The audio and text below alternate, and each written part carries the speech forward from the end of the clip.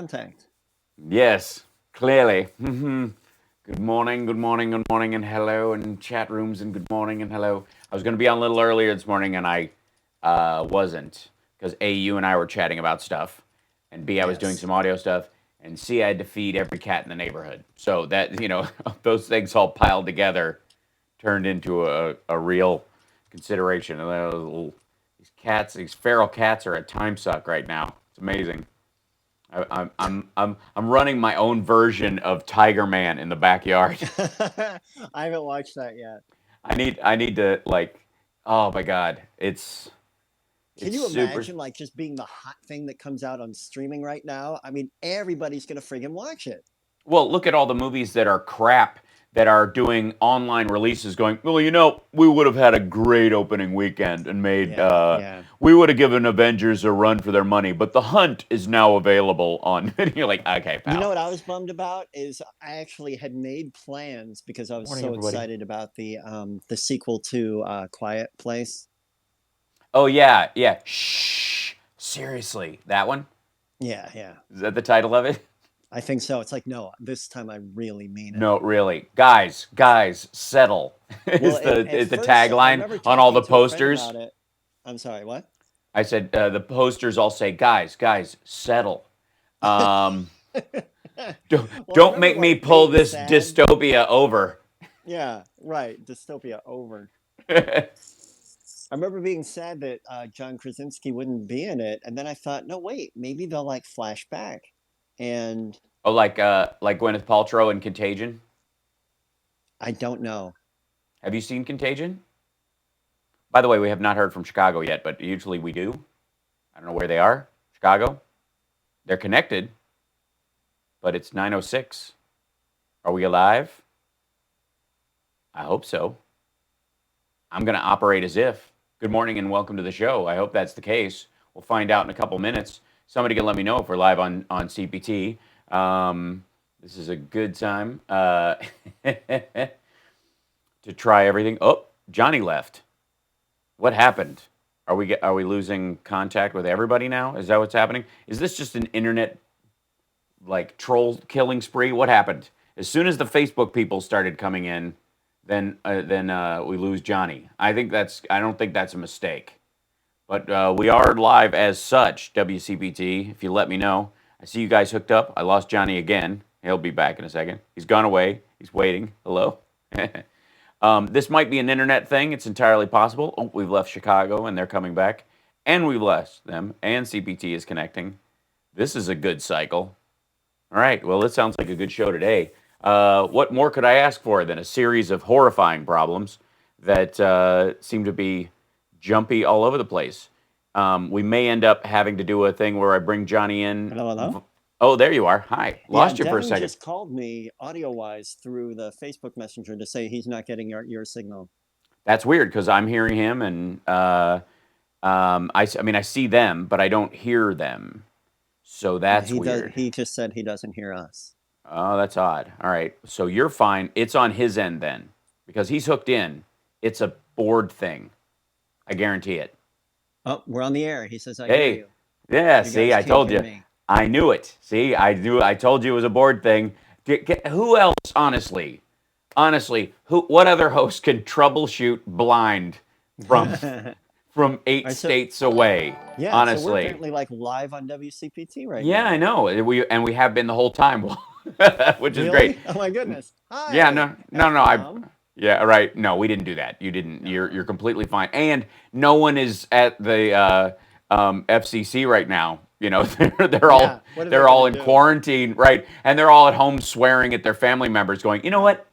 Maybe I was a little harsh with my language rules. Because you get trapped in a house for a while and everything starts to go. So, hi, everybody. It's the Housemarks Radio program, Mega Worldwide on WCPT Radio, and a rolling start, which is fitting to our times. I don't feel Yeah. particularly bad or wonky about those things, and I feel proud of the fact that I was able to, to figure this out from, I could look at my computer, glance out on the left side of my, just like left glance over and go, I'm fine.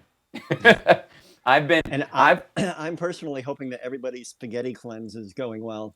Oh, they don't know about that yet. Some of them may have not heard that part of it. So, good morning, everybody, and welcome to the next potential.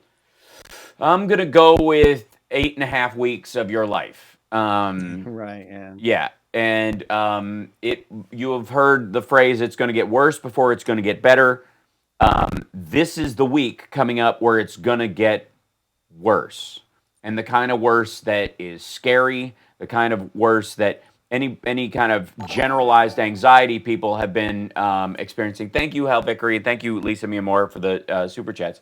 Those of you that have been kind of aware of what's coming, paying attention, are clearly going to be. I don't know if you'll be emotionally ahead of the curve and you'll be like, you know what, I'm prepared for this now, or if it's just going to be a next step. I guess it will be very individualized.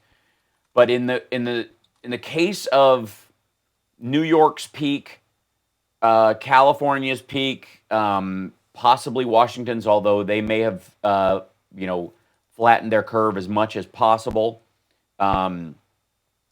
The Louisiana is going to get scary. Alabama, the rolling. Here's what I find the most concerning, and I think a lot of people looking back over the last couple of weeks have really noticed, is that New York and California and Washington State, because they were hit hard by it early, jumped on it with both feet, used the resources that their states have because of the incredible tax revenue that they have over other states, and because of the amount of business and human beings just inside their borders, that they started buying up the stuff that they needed. They looked ahead at this threat and started dealing with it.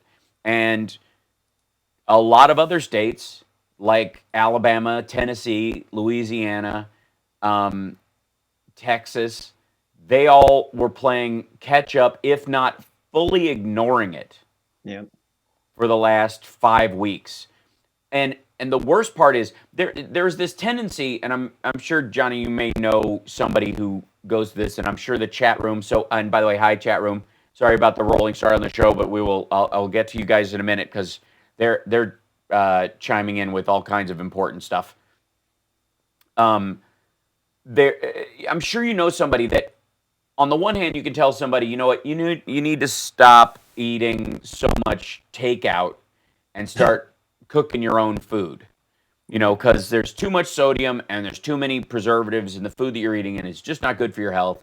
And this is something we'd like to, like as your friend, I think it would be a good thing if you would do this, right? That's a conversation I'm having with you on the air. No, that is a conversation. Hey. Hey, I feel seen. No, that is a conversation we've all had with somebody, probably a version of that conversation, whether it's been about something serious like alcoholism or drug use, or something as simple as, I think your diet is doing you more harm than good, or I think that person you're dating is poisonous and awful. You know what I mean? Garbage. So, but everybody's had that conversation. There are usually three main reactions to that kind of intervention or advice from a friend. One is, and the one that's hoped for, is someone who listens to what you're saying, takes it in as someone who respects and loves them, and factors it into their thinking, and perhaps changes their behavior based on that new set of information. Like, that's a perspective I hadn't had. Maybe I'm too inside this. Maybe I was, maybe this is a bad habit. If other people are noticing, maybe it's further along than I thought, and I need to take a good, strong look at this. That's the healthy version. The second one is than I thought I was. That's right. Yeah, my depilatory is lacking.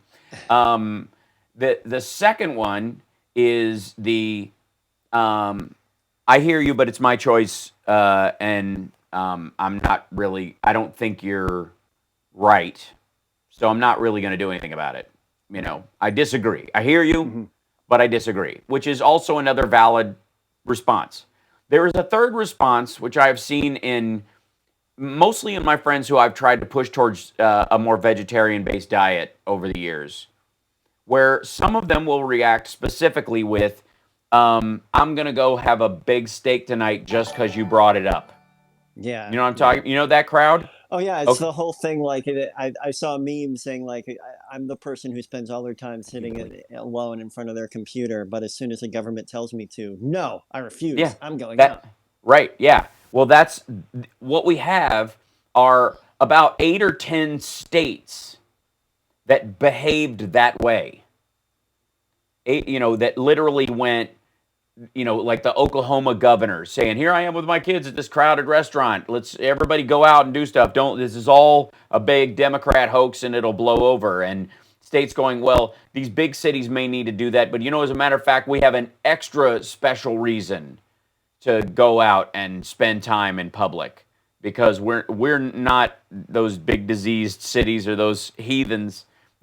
So not only will we ignore the advice where it pertains to our generalized life, meaning the limiting my travel, limiting my going to the store, limiting my eating out or stuff, just out of a sense of precaution, not visiting grandma right now because I just got back from Washington State. Right. Not only that, but I'm specifically going to go there. And that's one of the scariest aspects of this whole thing was there were a bunch of states that were just doing that. They were just like it was this "you're not my real dad, you can't tell me what to do" kind of honest to God, like that was the Yeah. response from it. And it's not only baseline immature, but there is an element of it that is sort of just it's an anti-authoritarianism that's kind of built into the American mentality anyways. But and which can be healthy at times. You don't necessarily want it to be this everybody to just automatically follow along. But that's only because automatically not following along means that you are interpreting all the information that's coming in, and you're not just doing something because an authority figure says to, but because you have made a decision that this authority figure is most likely telling you the truth, has a good grasp of the information, and the building actually is on fire from your visual inspection. So might not be the best time to go sit down at a table in it and have a meal. And there are a bunch of people who just that act of differentiating they view with hostility. Yeah. That you would dare. I mean, it's the same crowd that stood outside the Capitol building dressed as the founding fathers or militiamen saying, "Keep your government hands off my Medicare." Like that group. And we are we are the United States of America. There's a lot of interconnected people, and they're not all just Southerners, by the way. There's a bunch of people in New York who, when they heard 1 in 1,000 people in New York has COVID-19, left town. It reminds me of the old Polak joke from years ago, deferential to my dear friends in Chicago, who told it to me, who are of Polish descent, which always struck me as odd. The guy comes in and finds his wife cheating, and she's in bed with her lover, and he runs over and pulls a gun out of the dresser and puts it to his head, and she and the guy start laughing, and he goes, "Don't laugh, you're next." And that joke is basically what the governor of Oklahoma did. Yeah. And hopefully people are waking up to this. But That's a funny joke. it's a solid turn. It's a solid joke. It's a solid turn, regardless. And it's nice because you can lay it out. As a matter of fact, we have to take a break. When we come back, I'll give you another joke that you can kind of insert person of choice here, and it kind of works for anyone you consider dumb. But you'll have to wait for the break. I can hear you right now, by the way. Oh, rats! Where's that button? I knew I installed a cough button. It's big and red and has a big the John icon. knows I think he's dumb. We'll be back right after this, and when we come back, we'll actually be able to hopefully hear Chicago, and yeah, it's the House Sparks radio program, mega worldwide on WCPT Radio, Chicago's Progressive Talk. Oh, I heard a little bit of it just then. Ooh, an echo. That's a That's good me. sign. Yeah, that's a good sign. That works. I'll take that. Patreon.com/Hal Sparks, a great way to support the show. And of course, we'll be back right after this. That was CPT is connected on 2 channels now. That's fascinating. Oh, Are we on well, 2? that's bound to happen. Sure, we're on 2 computers and hearing nothing. That's amazing. All right, we'll figure it out. It's somebody flipped a switch over there. Oh, Can you hey. hear me now? Yes, now I hear you. Okay, so here's our current problem. The computer that we're streaming you off of is not Yes. sending you sound. It needs to be reset, is what the boss was telling me. So I'm on my phone connecting to you right now. So that's the issue Gotcha. we've been having. I'm Okay. gonna wait till the top of the hour when we have that 6-minute break, and then I'm gonna reset the computer and see if that fixes the problem here. Sure. Okay. And then you just tell me, Basically- 30, like 10 seconds. Yeah, I'll And basically I'll- kind of be here and just muting myself when you're on the air, obviously. I love it. No worries. And old Bob is on the line. He said he was told to check in with you, so he's doing that right now. Excellent. He is a good, and tell him he may have to wait till the top of the hour because I won't be able to hear sound coming this way. That's right. You'll be able to hear him. Crap. That's what I do. I do the audio math in my head. It's been a long day. Oh, indeed. I understand. By the way, I'm hearing myself back really How about now? loudly. Check. No, I hear it. Yeah. Even louder. Better or worse? Worse. Way worse. Oh, hang on. I got a problem. I had the telephone turned upside down. Oh, it's super loud now. Let's try this. How's now? Check. Perfect. Love it. We fixed it. Great. Yay. That's right. That's why you hold the phone receiver mouth to ear to mouth. You know that at times. Hal, if you can hear me, we're going live in 20 seconds. Okay, I hear you. Yes. Good times. Yep. So Matt must have run in going, they can hear you, they can't hear you. Yeah. I can hear the running on. It's totally cool. So yep, I can hear them working on stuff in the background. It's good. Like nice hearing them. I can hear you a little bit. Your conversation. Just heads up. All right. I'm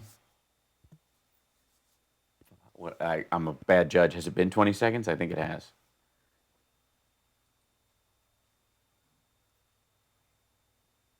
Welcome back to the Hal Sparks Radio program, Mega Worldwide on WCPT Radio, Chicago's Progressive Talk. I think we're cool right now. We're fixing our tech issues as we roll. I mean, this is the least of our worries. I'm surprised in a lot of ways. Thank you, Progressive Mike. Thanks everybody for the super chats right out of the gate today. You guys are wonderful. The joke I was going to say before we went to break was the old guy dies and goes to heaven. And he goes, he's walking around like getting a tour, as you do. You know, there's an orientation process. And he goes, oh my God, is that Jimi Hendrix? He goes, yes, he composes all the music now. So when you're up here, it's not a harp music anymore. We got, he works with some of the most, Eddie Money just got here. They work together. It's fantastic. Look at them both over there, just collaborating on the piece of music they always wish they had written together. And wow, is that Frank Lloyd Wright? Yeah, he builds all the buildings. We thought we were too Greco-Roman, so we got out of that. And he goes, wait a minute. Oh my God. Is that Donald Trump? I didn't know he was dead. He goes, oh, he's not. That's God. He just thinks he's Donald Trump. And so that joke, you can kind of just roll into whomever you think has an enormous ego. I'm sure I've been involved in it in other people's tellings in several versions over time. That being said, that you know, there are those things where you can kind of cut and paste in those situations, and there are a few cut and paste situations more prevalent these days than sort of the joke of Donald Trump and his response to the COVID-19 virus. Now, have you watched any of these pressers he's put up? Besides my wonderful takedown of them, which you can watch every day at infotainmentwars.com, because every time they do one, I'm going after it because I cannot watch anymore. Well, here's the good part. You won't learn anything. Okay, good. You will not come away with more information than you previously had. I did watch a That's fantastic Q&A with Trevor Noah and and Dr. Fauci. Fauci. Yeah, Yeah. yeah. That's It where was you will find. rudimentary, but I thought it was necessary. What were your big takeaways on that one? Well, my takeaways was that you got to hear from the horse's mouth, the really the foremost expert Right. on infectious diseases, address rumors and hyperbole and give practical advice and say exactly what he knows Mm-hmm. and what he knows that they can't determine yet. And Right. a lot of it were questions that I've seen answered either in his other pressers or from CDC related material, but it was lighthearted and factual at the same time. I thought it was really good, Right. a good way to get the info out there. Yeah, it's interesting watching. And I've seen all of the pressers all the way through. I have now just started. Basically, they shifted. I feel like everyone's complaints about these things are having some impact in that Trump is now coming out saying his piece, taking some questions, and he leaves most of the time, and unless it's an economic um, statement he's making, like if he has Kudlow come out with him, he'll stick around for that stuff, but he won't go anywhere. He'll if there's not some economic news he can hang his hat on, he's out. He'll take 3 or 4 Right. questions, and his I think it was it Peter Alexander who he called a nasty reporter for the question that For the real questions, for the yeah, just saying follow-up questions. yeah, well, it wasn't even no, because it'd be one thing if you go like, Mr. President, you lied clearly about this. This is not true. Which all is. I mean, there's a dozen places where you can go. Your response has been completely inadequate. You lied about what was coming, what was happening, what was going on. You're not prepared. There aren't millions of masks, and everybody who wants a test can't get a test.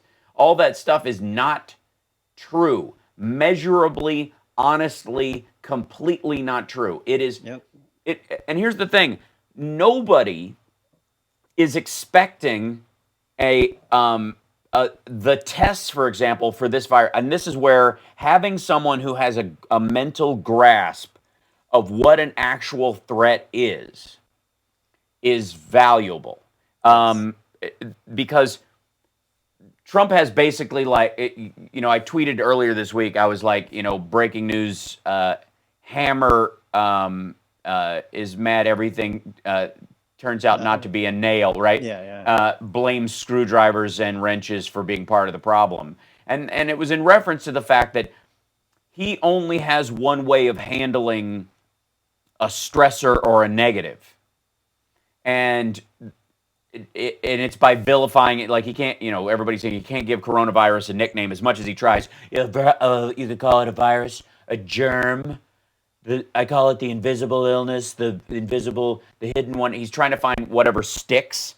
So he's hoping that COVID tweets him back angrily, and he's like, "That's the one that hit a nerve. Yeah. He doesn't like invisible enemy. I'll call him the invisible enemy." And it's one of the most frustrating aspects of his response to this. That the clearest thing is if the country was attacked by an outside force, a foreign enemy, and you didn't care the language or the culture of the enemy that attacked you, and you just it was Russians, and you start yelling at them in Arabic because you expect every enemy to be Muslim, that kind of thing. This is his response to COVID. He only has one possible response to this. So over the last bit, he has been exaggerating, the PPE supplies that are coming in. He loves the word stockpile. He's been using that, even though there is no stockpile. Even in like using the wartime idea, where he's like, "I'm a wartime president." I really am, if you think about it. I'm a wartime president. This is a war, and against an unseen enemy that I don't have the intellect to understand. I'm hearing myself, CPT. But you can hear us. I can now, yeah. So that might have worked. All right. But the issue I have with him is that when it comes to COVID-19, there are areas where you can be prepared and areas where you cannot.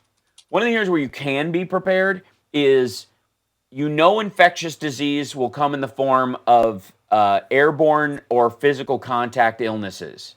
We know this from H1N1. We know it from Zika. We know it from Ebola. We know it from SARS. We know it from MERS. We know it, if you don't know any of that stuff, from Bill Gates's TED Talk, right? Like, Right. we know what form of one of the next problem, even if it's not this particular problem, even if COVID hadn't been this kind, if it was another Ebola, which is a blood transference disease largely, and only during the time when the person is symptomatic, we would know we need PPE dealing with this. We know what the limitations of that disease and the spread are and how to isolate it. Coronaviruses, when they break, we also know the limitations of our societal stop points on it. So we know that they will spread through people coughing and sneezing in public, handshakes, physical touch. We know it will be left on surfaces. There are known knowns, as Rumsfeld used to say, and there are a lot of them. What we don't know is the actual cell makeup of the next coronavirus. We don't. It's a unique disease, just like the flu every year. When we create a vaccine for the flu, it has to be modified because a new one has to be generated, and it's much easier because we have that capability. We need a new one every year because we know what the limitations of last year's vaccine is. No one knew right away until China posted the genome of this thing. No one was knew this exact disease. So having a test for it and having a vaccine for it are a months and years long process. So no one faults the government for not having tests immediately. But there is a time scale the minute the clock starts ticking. And we are not 1 week, not 2 weeks. We in the United States are 6 weeks behind that time scale. We were 6 weeks late to starting the process, even if we were as slowly rolling it as anywhere else. So we got to take a break again. We'll be back right after this. I think we're getting our CP. Yeah, there I hear music. Oh, it's so nice. Thank you, Benny Loco. And thank you guys for the super chats. I appreciate that. I missed a couple of them, and I will thank you guys on the other side of the break on the air. So I appreciate that. And she's saying, please, Benny Loco saying, please hit the thumbs up. It matters on the YouTube page. So go to infotainmentwars.com. I mean, you, Facebook. I may not keep them open very long. Facebook's, man, it's troll city. I don't get it. I guess it's where the bang for their buck goes the furthest. I mean, they do buy ads in rubles. We'll be back.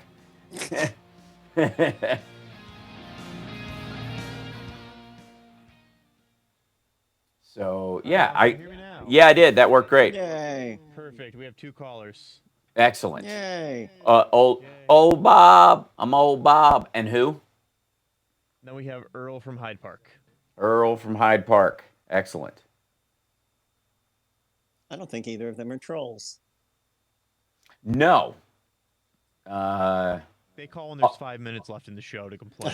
The trolls do, yeah. I Yeah. forgot my I take troll that back. schedule. One guy called and cussed me out because of something you said, but he wouldn't tell me what you said exactly. So I don't know. That was a fun one. That's because it was That probably already something. today? That just No. happened as I was trying to fix things. Oh, nice. Because of the Trump joke? I have no idea. He's like, did that jerk off really just fucking say that? I'm like, did he just say what? He's like, how do you not know? He's like, that's the most offensive. You should fire that jerk off. Fuck you and everyone here. I'm like, dude. Wow. I'm trying to fix things. You gotta, if you want to go on the air and not swear, fine. If not, leave me alone. Right. Wow. I'm trying to think of the worst thing I said about it, other than him being completely unprepared, and that is you won't learn anything Maybe new the at his God pressers. joke. I thought that, but that I was like, I thought I softened that with the fact that you can apply it to just about anybody, and that it's been used on me. Well, you know that if it They was a stopped guy joke, he listening. stopped listening. Yeah. Right. Yeah, that's true. Um, so, right. Yeah. So maybe it's the whole like that guy said. I can't believe you said if you don't listen to the president's presser, you won't learn anything. That would be my biggest guess. Oh, yeah, that's a Which, good by the one. way, having watched all of them, I stand by. Oh, yeah. You're not going to learn anything there that's special. You're not No, going to learn everything you anything there say, that's new. everything we say critically can be completely supported by digital recordings till the end of Right. time. Exactly. And the issue that he has is that just the lying about just like the PPE itself. That is directly caused by the fact that, Trump shut down the Office of Pandemic Response, and then so on February, So when a was this? PBE, is that like a peanut butter and egg? What am I missing? No, PPE, Oh, Live in 60, everyone. personal protective equipment, oh, yeah, which that's is really different. by the way, I found one. I don't know if you're watching. Are you watching online? Can you see? I'm not, no. Oh, okay. Well, you won't enjoy this. I found something. And you won't enjoy this. This is just for the chat room. Like this, I found like I'm the coolest guy in the emergency room. I feel like I look like RoboCop right now with these glasses on. I found these like costume shield glasses, Oh, that's fun. stage wear, that you can only see my mouth. So I look. It's a very RoboCop-ish kind of stay out of trouble. Yeah, what's a RoboCop kind of quote? Thank you for not smoking. Dead or alive, you're coming with me. That one?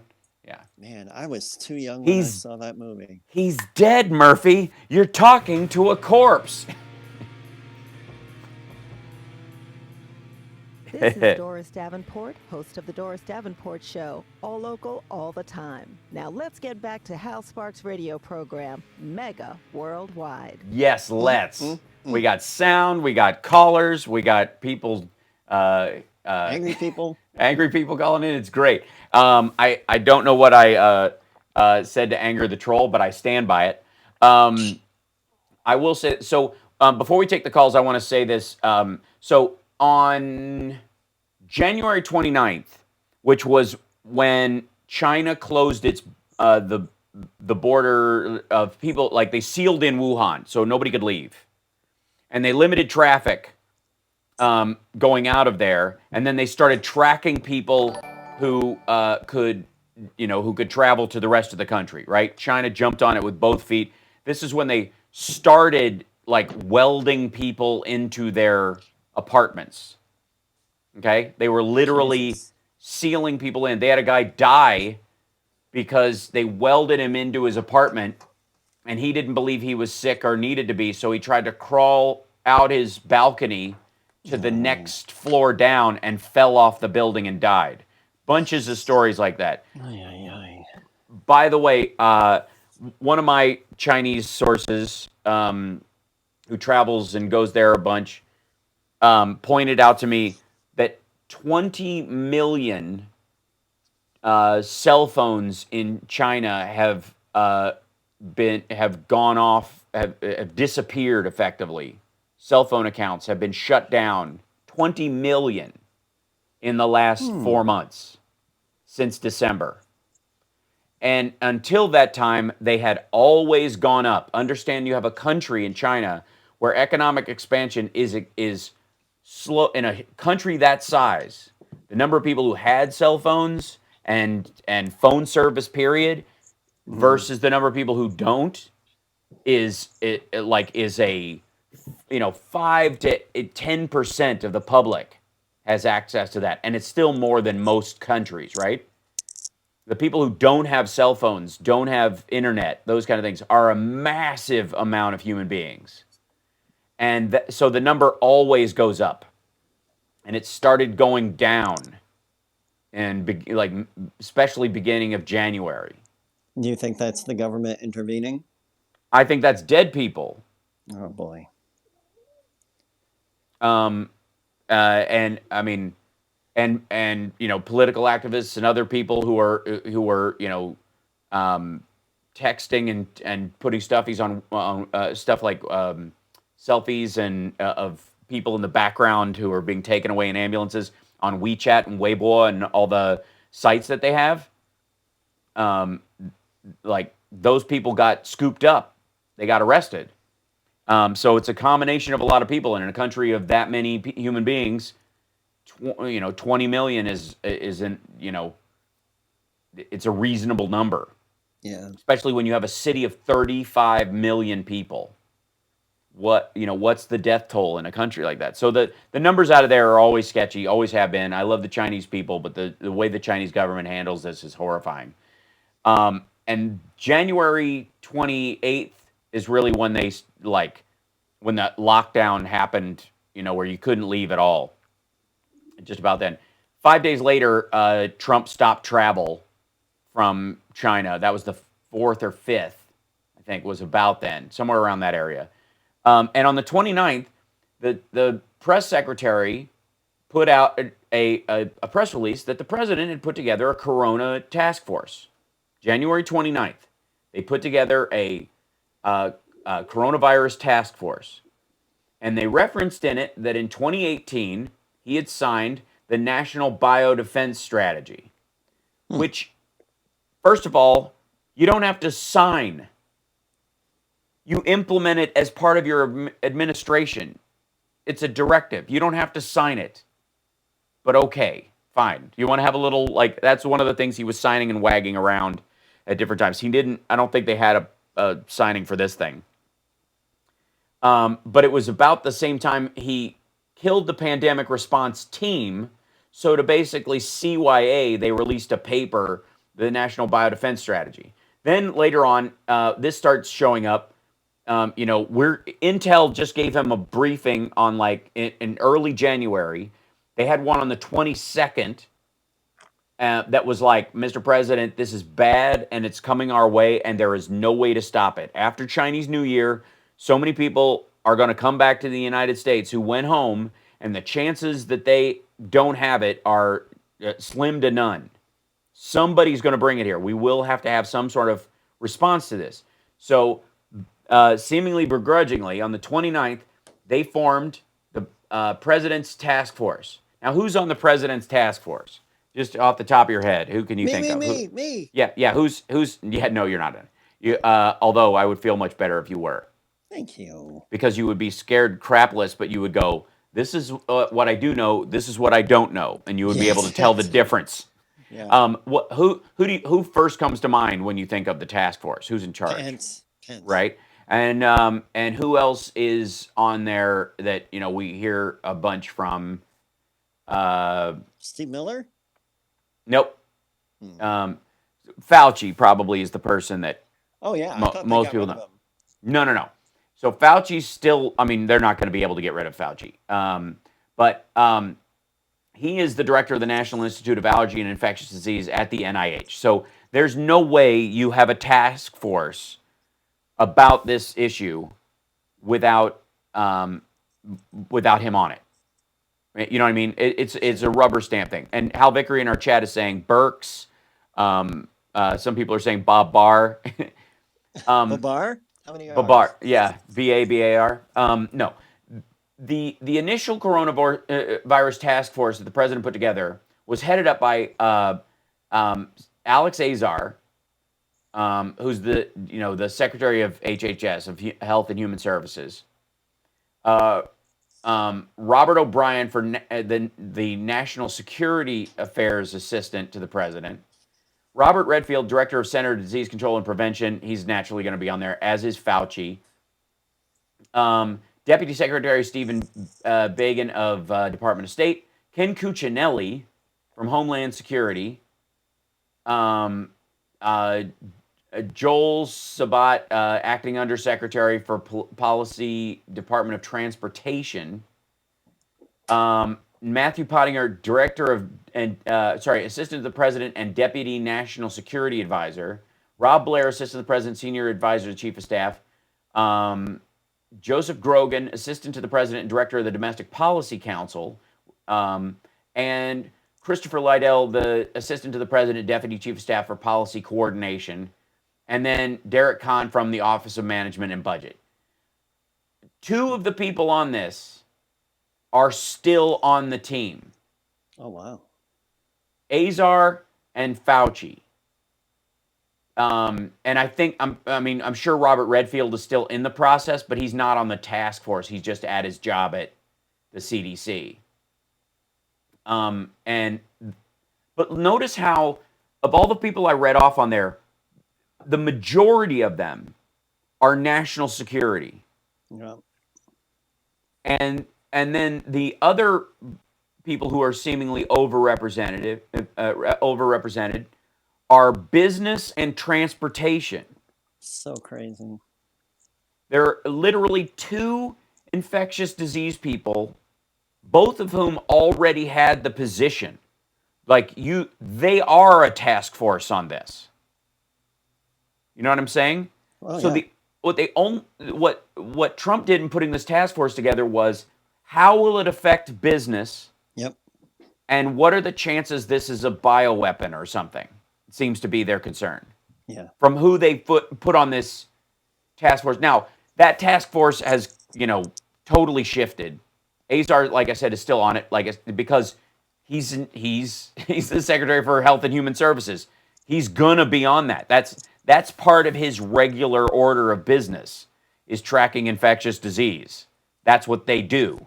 Mm-hmm. As are Redfield and Fauci. That is the task force. The rest of the people put in there is all NSA, national security, and Domestic Policy Council. But it's curious to me that the shift initially about this was, is this an attack from China? Almost was was the mentality of putting this team together. Now, this is me projecting on this. This is me reading into this.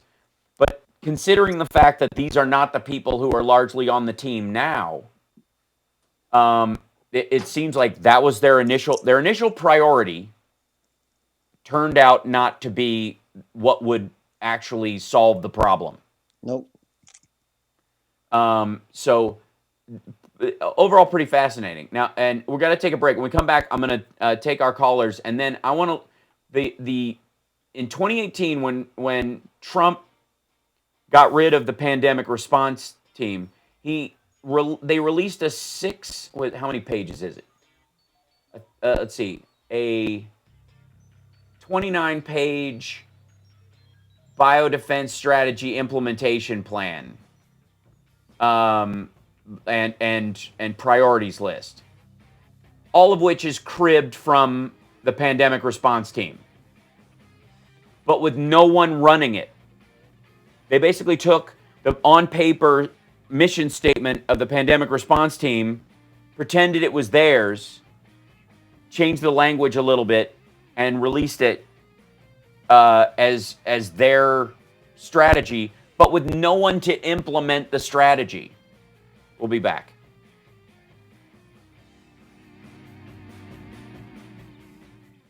This is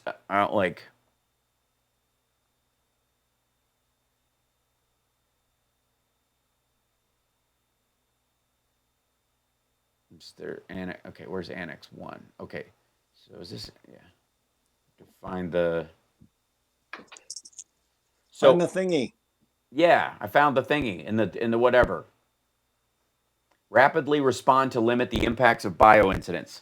Compile and share biothreat and bioincident information to enable appropriate decision-making and response operations across all levels of government and with non-governmental private sector and international entities as appropriate. Well, that seems like a good idea. When would you do that? Ensure access to timely, accurate, and useful information. Coordinate federal decision-making to augment and support response operations. Enhance situational awareness through real-time incident information sharing.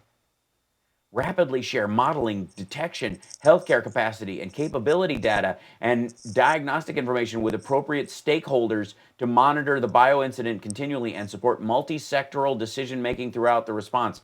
This is like managerial talk. Like, It really is. super It's obvious. it's like a resume with action words. Yes. Implement and support response operations. Provide It mass is a fatality. resume. Yeah. The first line of everything is a verb, right? Some form of a verb. Deliver. Yeah. Facilitate. Provide. Yes. Augment. Augment's a good one. Here's a good one. Provide mass fatality management, including mortuary affairs, as appropriate. Provide oversight and assistance. Oh, this is a good one. Provide oversight and assistance for carcass management services as appropriate.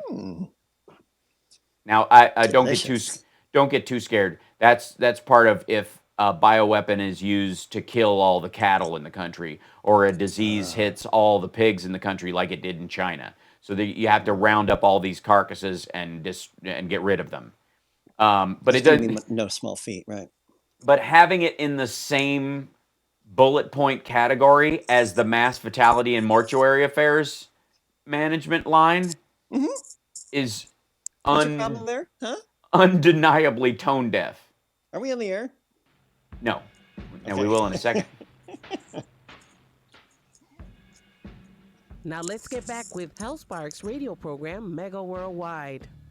So in the there are a series of goals in this. That's right. In 2018, when they released this White House paper on this, which the president, quote unquote, signed, which requires no signature, it's super weird. It's super weird that they said in their thing that he signed this thing. This is it's all just a list of goals and what you would do, and most of it is super obvious rubber stamp, boilerplate, governmental action item oriented stuff. Goal number 4 is in the pandemic response paper that they put out, which is always better than a team. You know what I mean? Like, I don't know why we even have football anymore. Why don't people just have a guy walk out on the field and go, if they did this, we would have done this, and if they passed, we would have tackled them here, and then just explain it all after the fact. Yeah, and just have 2 stacks of paper, and we all sit there and watch while eating nachos. That'd be exciting and riveting, and show how effective. Part of that. What great athletes the nachos part. Nachos. Yeah, right. Yeah. So goal 4 in this paper was rapidly respond to limit the impacts of bio incidents, meaning, bio threats in terms of warfare and infectious disease. Section 4.1 of goal number 4, and remember, kids, you got to have goals if you want to get ahead. The goal number 4 is rapidly respond to limit the impacts of bio incidents. 4.1, compile and share biothreat and bioincident information to enable appropriate decision-making and response operations across all levels of government and with non-governmental, private sector, and international entities as appropriate. 4.1.1, ensure access to timely, accurate, and useful information. Coordinate and exchange biothreat and bioincident information and analysis across multi-sectoral stakeholders nationally and internationally. 4.1.2, coordinate federal decision-making to augment and support response operation. Coordinate and communicate decision-making during biothreat and bioincident prevention, response, and recovery operations. Rapidly identify and resolve at the federal level, any resource and policy issues related to ongoing response and recovery activities, both nationally and internationally. Meaning this whole thing about Trump going, let the states do it. We're not there. This is not our thing. Thank you, Tony. This is not, we're not their shipping clerk. Remember that statement from this week? Yeah. Right. In the president's own goal paper, when he scuttled the pandemic response team, the people who would implement this, and they put this paper in place instead of an actual team, the people who would have implemented this, one of the president's own cited goals of the thing he allegedly signed in 2018 is to rapidly identify and resolve at the federal level any resource and policy issues related to ongoing response and recovery activities, both nationally and internationally. Utilize intelligence, biosurveillance, diplomacy, healthcare capacity, and capability data and modeling capabilities to maintain situational awareness and support decision-making across sectors and between local, national, international organizations and partners throughout the response. And then my personal favorite, notify, share information, and coordinate with international organizations and partners in accordance with the international health regulations and World Organization for Animal Health reporting requirements and relevant frameworks throughout the bioincident response. So talk to the WHO, talk to other European counterparts, talk to all these folks, and coordinate the entire effort. Thanks, Greenseeker. Coordinate the entire effort through this thing federally. So if we need ventilators, then the federal government will make sure that the rich states like California and New York, who, by the way, were the ones that told Trump this week, look, if we buy up all the ventilators and there aren't enough, because we're going to buy every one you can get. We are the states with money. Alabama, Louisiana, they don't have any money. They can't run a deficit as a state. The federal government has to make up for that. So they're going to wait till the last second and try to buy these things, and they're going to be gone. That's why Trump was like, you can't give out from the strategic supply. You can't give some to Iowa and then try and get those back. It's very hard to get them back. Yeah, because you can't pull them out of a person's mouth while they're still trying to breathe. Some people on ventilators are on for 30 days. And the longer they're on, the lower their chance of survival goes.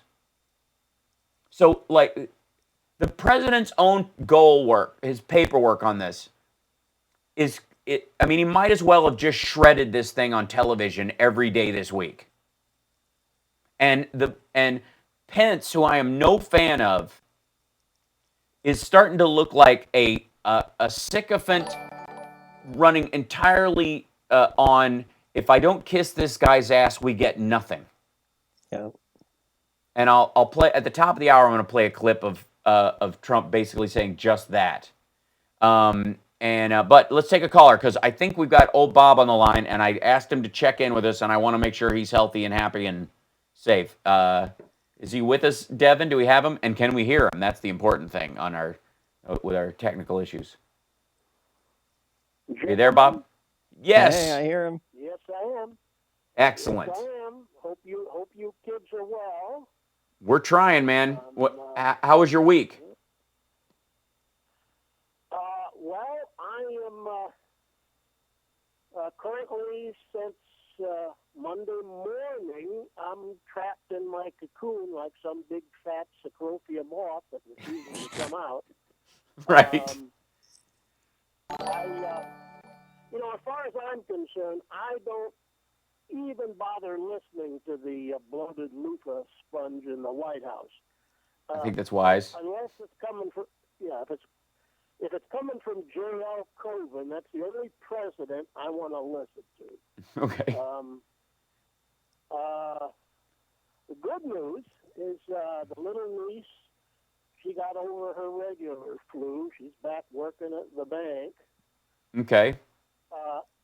And I heard today that highway traffic in the state is down something like 41%, which if that's true, means people are actually listening to this. Right.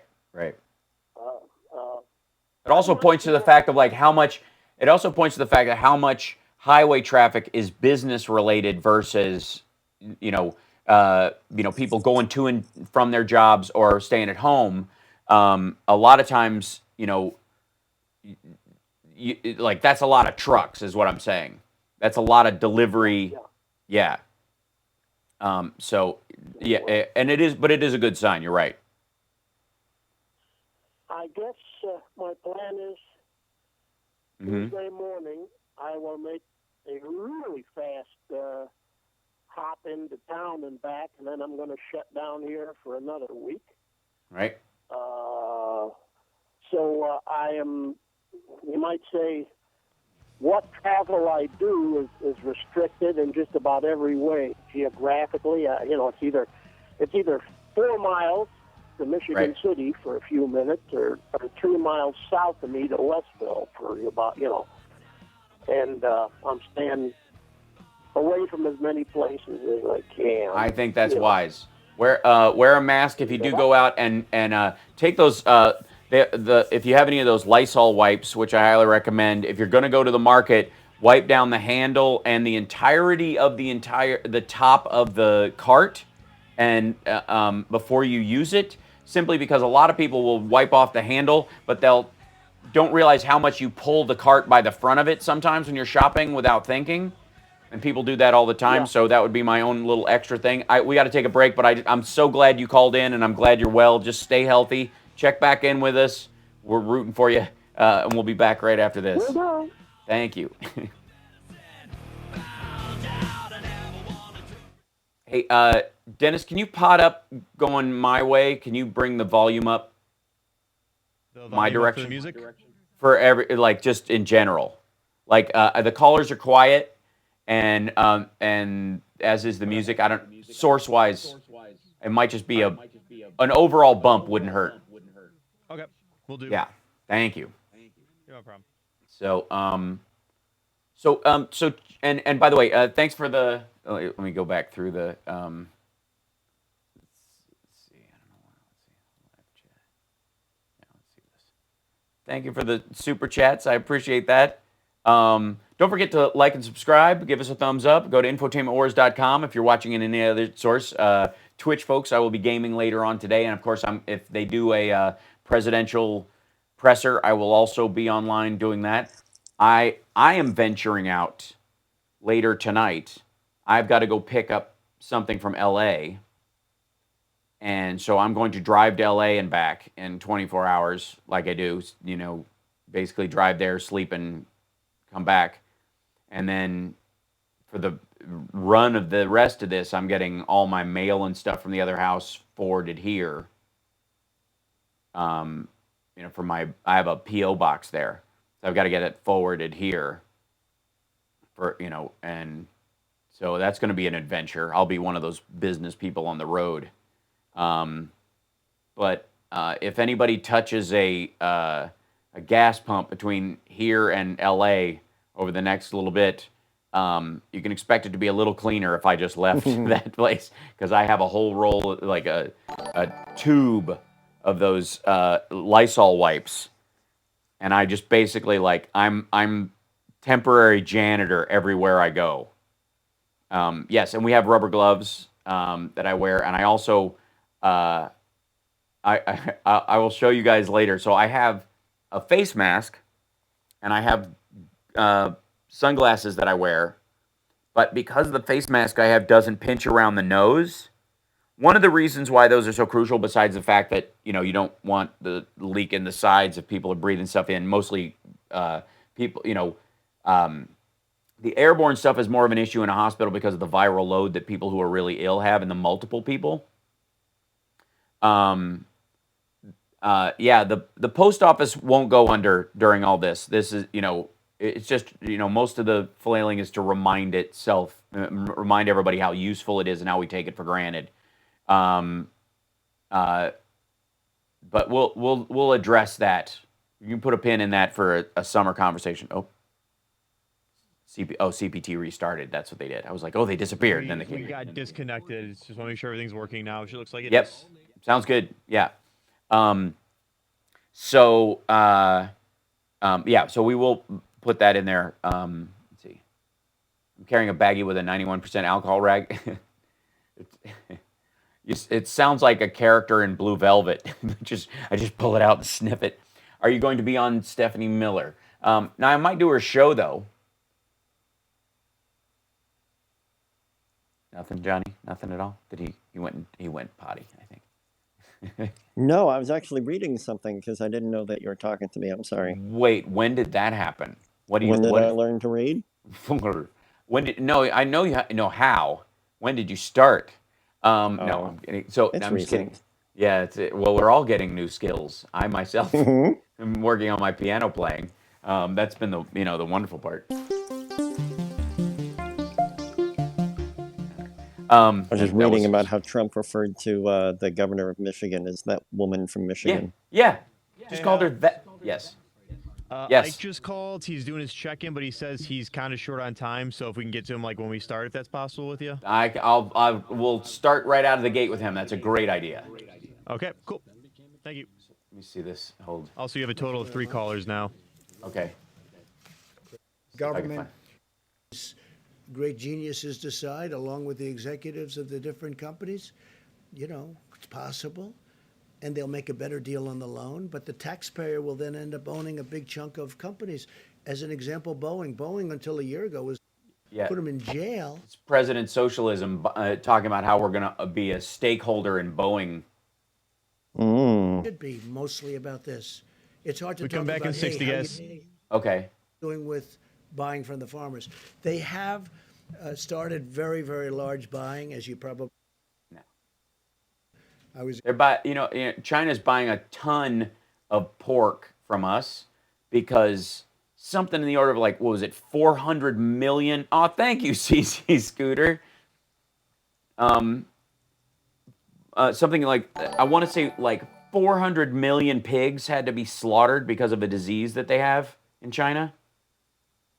I have to look up the number. It might be 100 million. I'm going to be jumping by because there's so many multiple hundreds of millions of I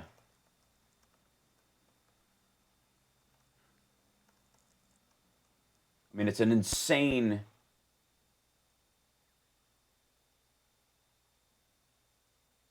Let's see.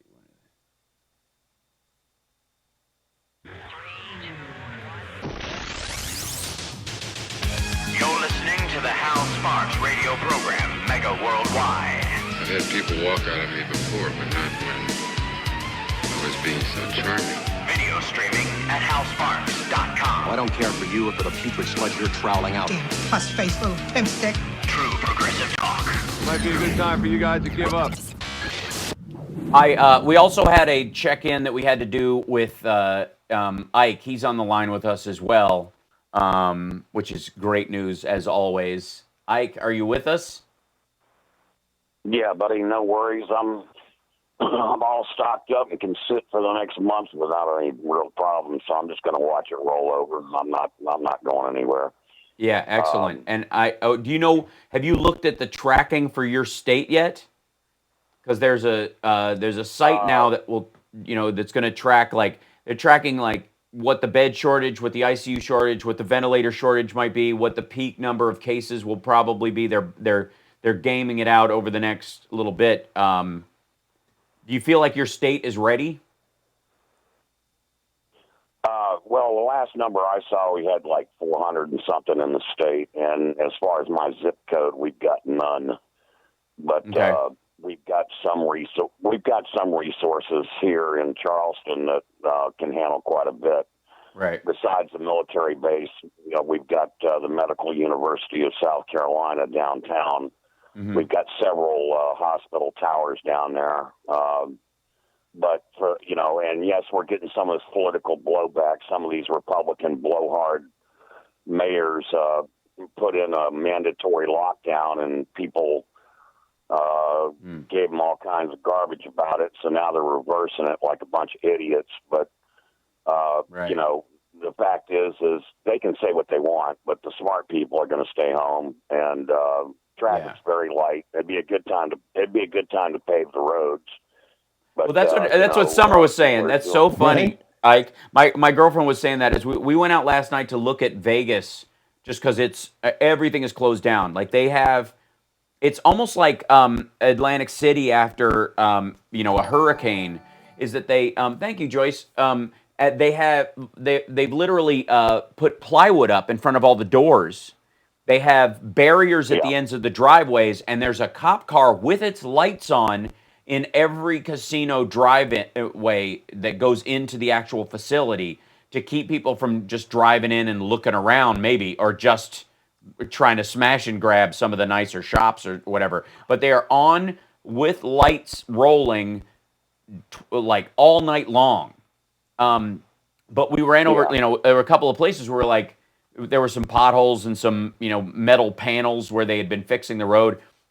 And that is one of the areas where like that sounds like essential job stuff to me. Shovel-ready jobs for a government would keep people, working. And construction workers and people working like that usually wear gloves, often wear face masks, and making sure that they get sick leave. You're good. That the chance of them spreading it is much lower than almost any other job, even a house construction site, because they're outdoors. So you're absolutely right. Yeah. Yeah. I saw where Minnesota classified grocery workers and convenience store workers as essential personnel, so they're getting a little bit of a bonus in their work. Yeah. But this lays bare the whole system. These are the people that they could give a damn about, that they care so little that they wouldn't raise the minimum wage for 10 years. Right. And now all of a sudden they're falling at their feet and licking on their boots, on their shoes of the working class, saying how great they are. And yet, at the same time, everybody knows all those debates and all those crocodile tears I heard out of those Republicans didn't do nothing to make me madder than hell. And by the way, for the banks that we bailed out and all this money these businesses have gotten from us and the tax cuts and all the special money that's been put in their pocket that they squandered on buying back their stock and handing out big bonuses and et cetera, cry me a damn river. Look here. If you want to get look, this is the danger. The independent contractors and the people like what you were just talking about that live paycheck to paycheck, they're not going to be able to wait 3 weeks or 4 weeks or whatever. This is ridiculous. If the banks wanted to step into this and fix this, all he'd have to do is, because, most everybody's walking around with a debit card, and most everybody, that doesn't have a debit card has a credit card. Well, good. Here's what you do. You tell the banks, here, this is what you're going to do. You're going to put this money onto their accounts right now, electronically. Here's the cash. And then you raise the credit card limits by $3,000 with zero interest. I agree. Okay? Yep. And let's get this money out here now, because I'll tell you what, you're talking about why they're boarding stuff up. Another week or two, these people go without money. They're not going to have any food. And that's going to be a big deal. They're going to run to the grocery stores. This could cause a looting situation. Also, the Republicans, when it comes down to their thing, another thing I want to point out is we fought like hell. I followed these debates. I've been sitting here listening to C-SPAN. I've been watching. I know what they did, and I know what they tried to do. Mitch McConnell, that dirty SOB. Look, that $50 billion, he wants to use that as a slush fund. He's made it real clear. 500. He doesn't want 500. any oversight. Yeah, 500 billion, right. Yep. Right. He doesn't want any oversight. He wants to find a way to stick some of that money in his pocket, not to mention his friends' pockets, and do whatever the hell he wants to do with it. These people out here that talk like the Democrats are, particularly the Bernie people, talking about how the Democrats are just a bunch of corporate this and that and the other thing.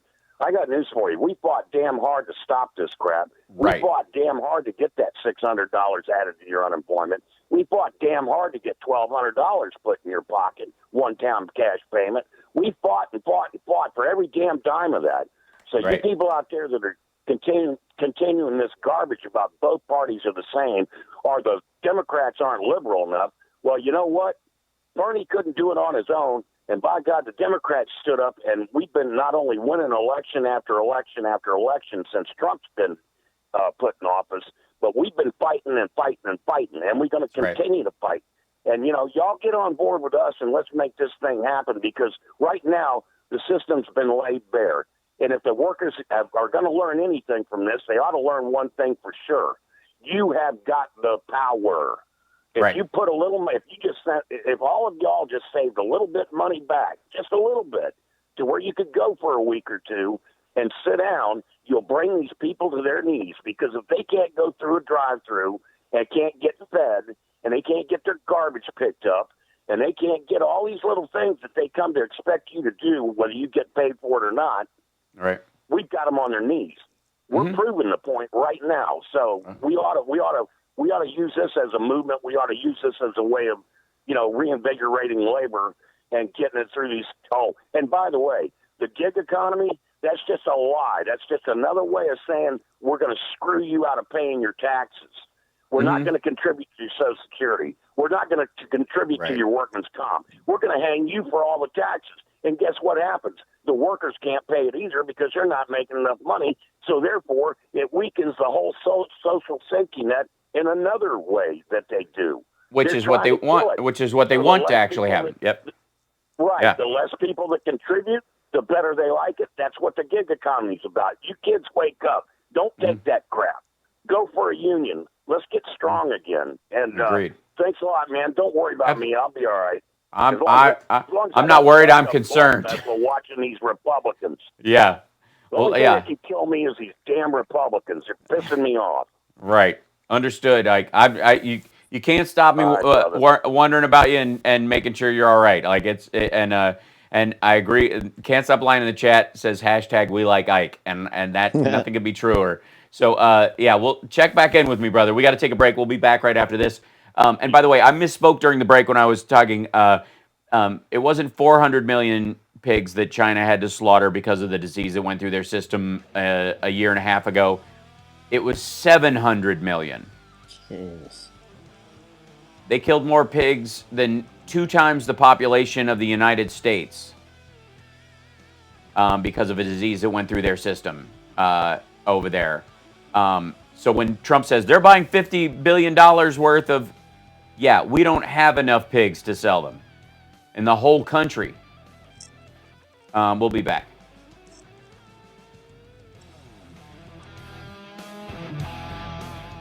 There was no deal made on China buying pork from American farmers. You know, and they need food for that many people. How many of those pigs are Republicans? Right. Oh boy. Let them eat chicken and get out of here. Pigs are revered in Chinese Australia. Now China is feeding the karma. Yeah. It is a lot of pork, but it's not if you consider how many people there are in that country, and and they have an expectation of food availability that is higher than ours. They expect cheaper, more frequent, fast, and quick food than the American public does.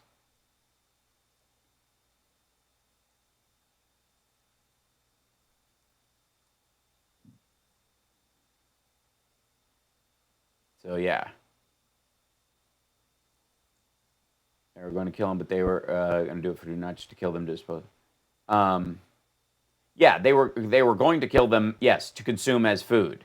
They ended up burning or burying them alive because they had a virus. So they got rid of them, and it's horrible. Like, it's horrible anyways, but it is, you have to understand that's how they handle stuff. Yeah, there's 100 million. Hell, and you got 3 callers. Okay, cool. Yeah, there's 100 million pigs in the whole U.S., and that supplies over time the U.S. market, and then some are sold overseas. China is now buying, or attempting to buy at a high price half of that from us. I mean,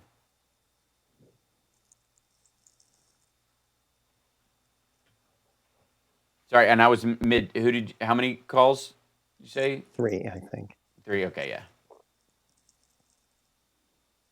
That's how many are farmed yearly, right? Is that in the system, Charles, or are actually brought to market, slaughtered, and processed? Because it's usually 60%, I think, because obviously there's a growth period.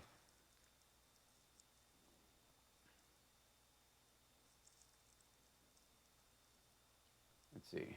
Not to pull a random Hartman hashtag syndrome. Does anyone use your QRQ? I don't know. I just put it there. It's brand new, so. This is Tom Hartman, and you're listening to the Hal Sparks radio program, Mega Worldwide on Chicago's Progressive Talk, WCPT. Welcome back. So we have. I'm glad Bob's doing good. I'm glad we got Ike is holding in there, and my message. Everybody in the chat room, by the way, you guys join us every week. I appreciate you guys being there. We have our our regulars and some new people that are showing up. It's really nice to see. I've been on every single day for the last week and a half, and having a place to gather where we can all, talk in relative good humor about these things and process what's going on is incredibly important. And I, having watched all of these pressers and, watching Trump and Pence flail about with exaggerated pie in the sky, 100% like a cloud that is so silver lined it couldn't float anymore. I've got a great idea. Silver linings, that's so yesterday. I'm going to gold plate the clouds. Sir, they fall to the ground and crush people. But you don't understand. Look how beautiful. As long as I can sit on them. So this week, obviously Trump effectively said that unless people are nice to him, they will not get what they need. I have to find that clip. But extremely unhappy with Lordstown, Ohio, where they left Lordstown, Ohio, in the middle of an oil boom. That's the GM quote. Hold on, I'll find it. In this. As of even a couple of weeks ago, tested more than any other country in the world, and our capacity continues to grow. Widespread surveillance testing will allow us to monitor the spread of the virus, and we're doing that quite accurately. And Deborah and Tony will be speaking about that. And they did. We don't have enough tests. And the big pat on the back that the White House gave themselves this week was that we tested more people in 8 days than South Korea tested in 8 weeks. South Korea has 50 million people in it. It has 10 million more people than California. We have 350 million people. Of course, we will test that many more people. Even at our baseline, we should be testing someone in orders of 100 times more people because of the resources available to us, the technology available, and the money, and the volume of humans.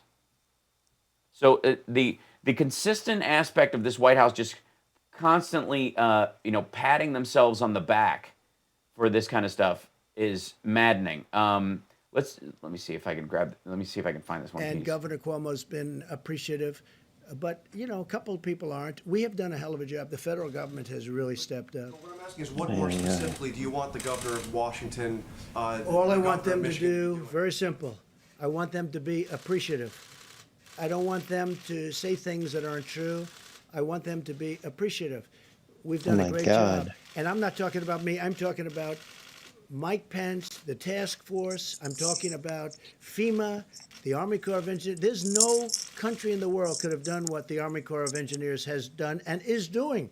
Now they're First of all, not even close to true.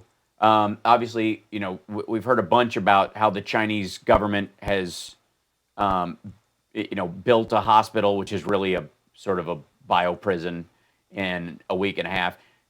Russia is building out temporary medical facilities the same way we are, and they have an economy the size of that's smaller than Italy's. The Iranians are digging mass graves you can see from space. So every country in the world is bringing their military to bear on all this kind of stuff. This is not to downplay what the Army Corps of Engineers is doing.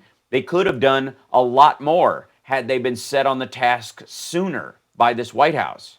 But the delay in declaring states of emergency for these different states is what keeps them from doing it. Going in and building they're going into hotels and renovating hotels. That should be for government. They're not renovating hotels. They're converting hotels into temporary medical facilities. They are painting over the sign on an Econo Lodge with black paint. And then, all right. To do. That should be for states to do. We have the Army Corps of Engineers Yeah, that remember what I read to you about the coordinating from a federal level? That should be something the states do. That's not something. Up and so stocked up, and they're really psyched, and they're incredible. And there's no games with these people. They're in there screaming, get it done, get it done. There's not like... Apparently, the undersecretary for the Army Corps of Engineers is now Larry the Cable Guy. Sitting around taking it easy. These are workers. These are incredible people. We know. So I think the Army Corps of Engineers, when somebody, for political reasons, wants to blame, I view that as blaming these incredible people. Nobody's... Yeah, it's not his fault. You notice that? They get mad at him for lying about the availability. And this question was about ventilators and PPE, by the way. Not temporary medical facilities, not any, like, literally this whole exchange was the governor's complaining because they are going to run out of ventilators. Everybody knows. And here's the thing. When you run out of ventilators, let's say you're 150 ventilators short. There's a day when that comes true, where the next person, let's say you have 500 ventilators in your entire state. The 501st person comes in needing a ventilator. The other people are still on those ventilators. That person dies. And the next person dies.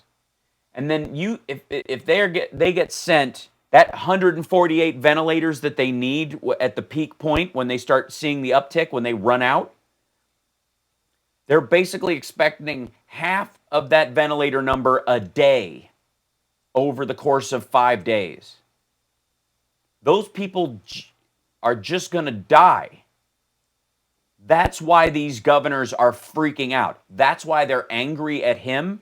And that's why him going, there's plenty. We got so many ventilators. We're going to be selling them to other countries, which he also said in that. Yeah, we've got a lot of ventilators getting made.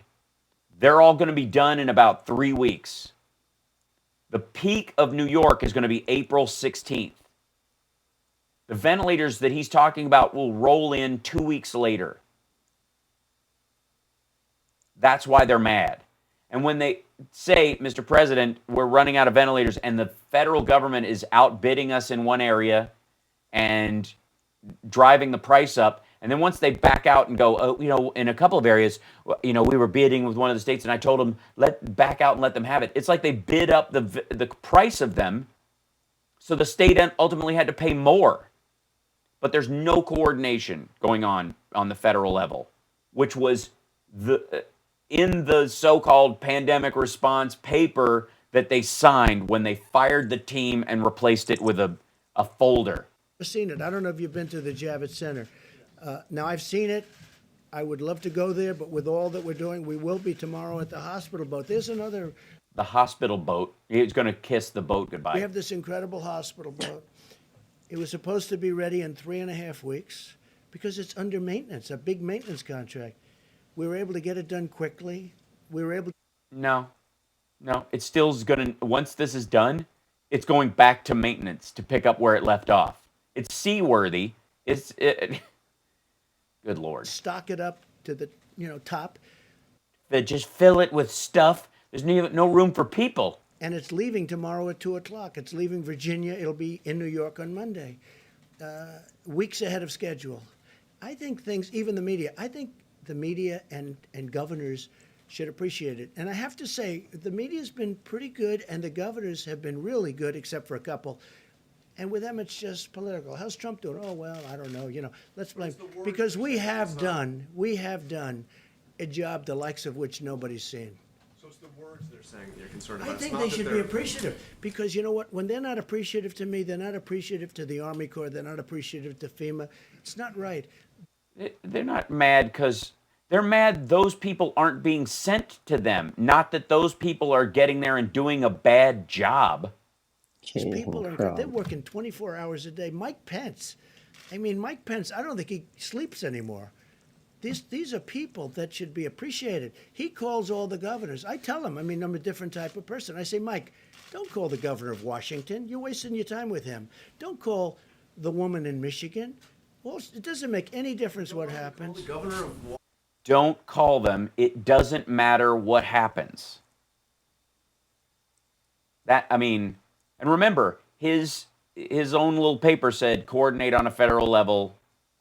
but like, don't call them. It doesn't make any difference what happens. No, you know what I say? If they don't treat you right, I don't call. He's a different type of person. He'll call quietly anyway, okay? That, I mean, yeah. Wrap your head around the fact that Michiganders and Washington State people, like, didn't Trump win Michigan last time by a think smidge? so. Yeah. I'm calling Michigan for Biden right now.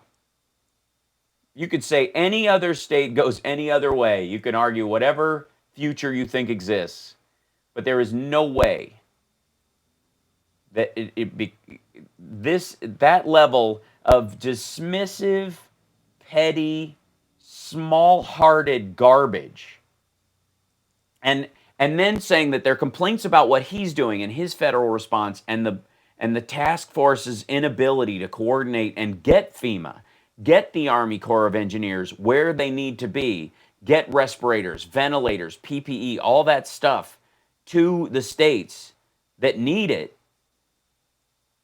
They're not complaining about the FEMA or the Army Corps of Engineers personnel. He and Trump and the coronavirus task force team, their entire job right now is getting those resources where they need to go. And what he's been doing is lying about how many resources they have and how many are on the way. He has been lying to them. They had, and then, I don't know if you heard this. I'll see if I can find it. We got to take a break. When we come back, there was a moment where he said, we sent a bunch of stuff, and they didn't even know it was there. And blames New York. It's amazing. We'll be back. It's the House Sparks Radio program, Mega Worldwide. More of your calls, too. 773-763-9278 is our number. Or go to infotainmentwars.com. Join us in the chat room. Say hi. Become a patron. Do all the stuff that I'm supposed to tell you to do to make the show work. I'm trying.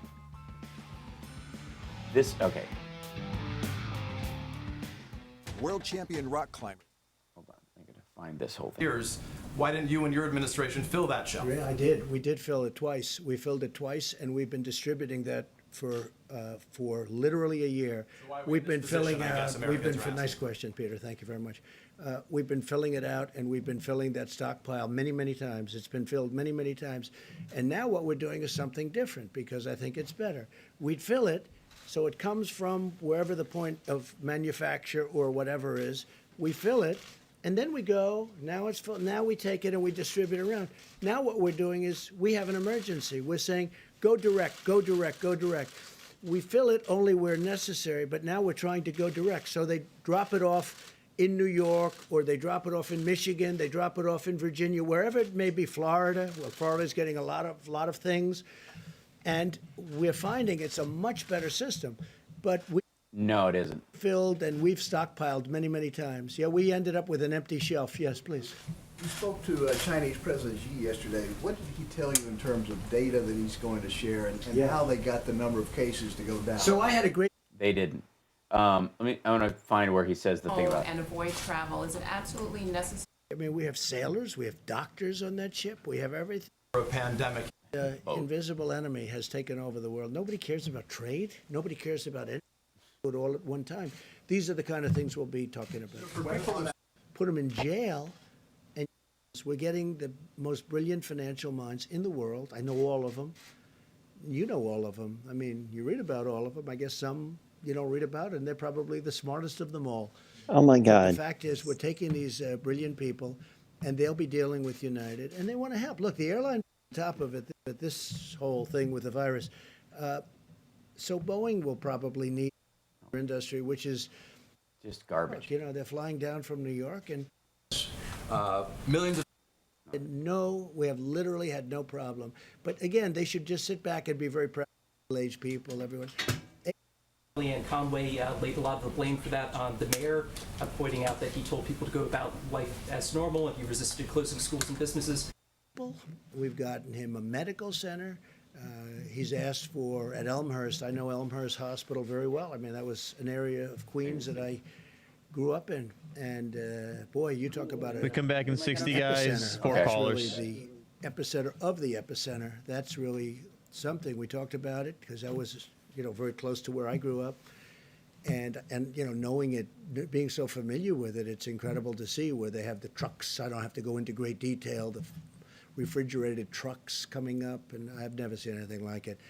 I've spoken with Mayor de Blasio a lot in the last week. We've helped him, I think, a lot. And I've really gotten to like him. I get along with him very well. Now, he wants us to do certain things, and we've produced. I mean, today I spoke to him with the Secretary of Defense, Esper, and we had a great conversation, and we're helping him get some of the things he needs. I don't have to go into great detail, but he's very happy about what we were able to do for him today. And he's like us. He's working very hard. But I can't say anything bad about Mayor de Blasio. I mean, my relationship with him over the last couple of weeks has been excellent, and we've done a good job for him too. I'm Dick Kay from Back on the Beat, and here is the Mega Worldwide Radio Program with Hal Sparks. I'm still looking for that clip. I'll find it during the break, and I apologize to the chat room for having to listen to the dude's voice. That was really hard, dude. It's rough, yeah. But let's take some calls, though. Who do we have first up? First, we got Earl out in Hyde Park. Oh, right on. Hey, Earl. Go ahead. Hey, buddy. How you doing? I'm good. Good. Hanging in there. I think you're doing wonderful. And, you stole a little bit of my thunder because I was going to bring up, the governor of Michigan and the governor of Washington. Right. How they have to walk line, because it's really sad you have such a childish man in the White House that when people make an outcry for help, he interprets it as an attack and says, therefore, he has to put them at the bottom of the list of receiving services and goods. And the people of the state of Michigan and Washington and probably other states are going to suffer because of this minor mandate we have in the White House. Mm-hmm. The other thing I wanted to kind of touch on is I don't know if we can ever break that wall around the Republican Party and their followers to see how inconsequential the voters are to the people who are at the decision-making process of the Republican Party. Mm-hmm. They only need them for their votes, but they obviously don't care if they get health care. They obviously don't care if they get unemployment. They obviously want to take their money and bail out the big businesses. So, I mean, all of the work that you're doing day after day and weekend after weekend, the Republican guys and gals that call into your program justifying their belief in the Republican Party, I just don't see how you can break through that denial. I see what you're saying. Yeah. Here's the thing. I have a strategy whenever I'm talking to somebody, especially somebody who calls in, because the people who call in are kind of like the activist class of any group. You know what I mean? You care at a 20% higher rate than your average person, and then there's also a group of people who within that are even the finer edge of stuff, the hyperactivist class, and they're the ones who will call in late in the show and be trollish and all that kind of stuff. And I used to get caught up in arguing with that person as if they were indicative of a greater aspect of a group, right? And it turns out, if you look at the polling and how the nation has gone socially and how it feels about look at the polling on the public option right now, for example. There's a lot of news about how Medicare for All is polling at 52%. Having a public option polls at 70%. There are a lot of people across the political spectrum who hear that and are for it, right? Think it's necessary. Think it's, look at it as, hey, we got public schools and private schools. We should have a public option and a private option in insurance. There's nothing weird about that. You should have public hospitals and private hospitals, and you can ensure somebody a baseline, right? And so I'm not talking to that person who calls in per se who wants to argue with me in reality. when I listen to them or I try to explain my point or if I push back on one of their talking points. I'm talking to the person just over their shoulder who may have been sipping the Kool-Aid but has not taken a big gulp of it, who, I think I can communicate with, and that has ultimately been the case, and it's why I don't en masse believe in the vilification of large groups of people. I lose my cool like anybody, but I will always do my best to kind of dial that back, because I don't want to be one of those people that gives the right, especially ammo, saying all liberals are like this and the intolerant left and all that stuff. I want to be the person that unfortunately, they have to cite, where they have to come with an actual argument. And I'm not just crapping on them because they have an R on their jersey. I don't live like that. I'm not a big team sports fan in life. I prefer boxing and MMA to football and baseball. It's just the way I am. And because I like the one-on-one aspect of it. So does it feel futile at times? Can it get frustrating? Of course it can. That's true of everyone in everyone's life when they have a passion that they believe in, whether it's political or just a band you love. But the reality is, I feel like that's my responsibility in this conversation. If I'm to bring anything that's different, if I'm not, if I'm here to toe the line or just rubber stamp stuff, it's not doing anybody any good.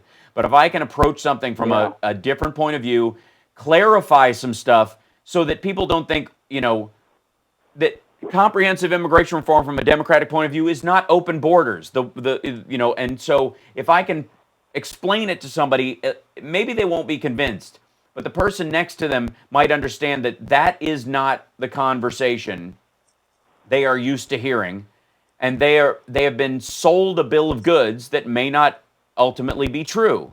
And if I can make them consider that, that's got value, because it will keep the cult-like aspect, the true believers may never bend, but everybody else will go, you know what, that I was starting to lean that way, and it may be because I was being suckered. Maybe they're, and that's my goal. And I will stick to that as long as I am on the air and as long as I do this as part of my career and my, my citizenry, because it has value. Okay. But I hear you. I hear you that, the callers that call in, especially the troll ones that freak out, I know I'm not going to reach them. But it's the listeners around them that were like, yeah, I don't like this guy. And then they hear me explain my point and not just vilify them. They might be a little more open in the future. And if that, and that's why I'm, the incrementalist has become such a bad word. You know what I mean? But it is how all great change happens. So, yeah. I do believe in your concept, because look at where Universal was polling 10, 15 years ago. Look at where single payer was polling 10, 15 years ago. Bernie Sanders has done a wonderful job of bringing to the forefront the obvious contrast to what we have. And it's making people rethink about their private health care, and especially those people who find out that their private health care is not so great when you have to use it. Well, you know what I mean? Well, except that, the implementation of the ACA, the initial inputting of a public option and Medicare for all itself tracks back to Hillary Care in the 90s. That this has been a wave that the Democratic Party itself has been working towards for decades.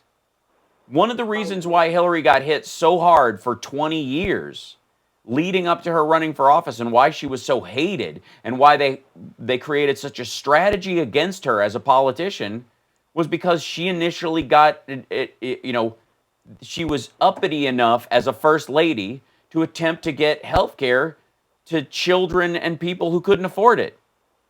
So S-chip and CHIP, those are things that the Democratic Party has been fighting for as a group for decades. And this is not to downplay, what Bernie wants to do and what he's been trying to do over time. But it is not so extraordinary and so vastly different in a lot of ways than the Democratic Party. And maybe it's the difference between vegans and vegetarians in a lot of ways. And you well, no, the reason why I was Bernie was I wasn't saying that there was a difference between he and the Democratic Party. I was saying that he was more effective at promoting that agenda. I thought for years and years the Democrats didn't have an adequate advocate to move masses until Bernie came along. Now, Hillary did a lot of great work in the background, and she tried to do things when Bill was president to try to get us better health care systems. But I don't think there were voices as strong as Bernie and Elizabeth out there that were making the case. So when they came along, that's true. They were but I would put it on. That's true. But I would make the same argument that there weren't as many. There were more civil rights activist politicians in the '60s than there were in the '20s. You know what I mean? Time moves forward for a reason, and it takes time to convince people the existence of those ideas. While they may have existed early, you know, there was a version of Medicare for all presented in the '70s. UBI, which is the Andrew Yang system, and the negative the negative income tax, which were the two versions of how to present UBI, for example. I mean, I read a thing last year that was written in 1971 about that process. You know what I mean? So I know what you mean, because a lot of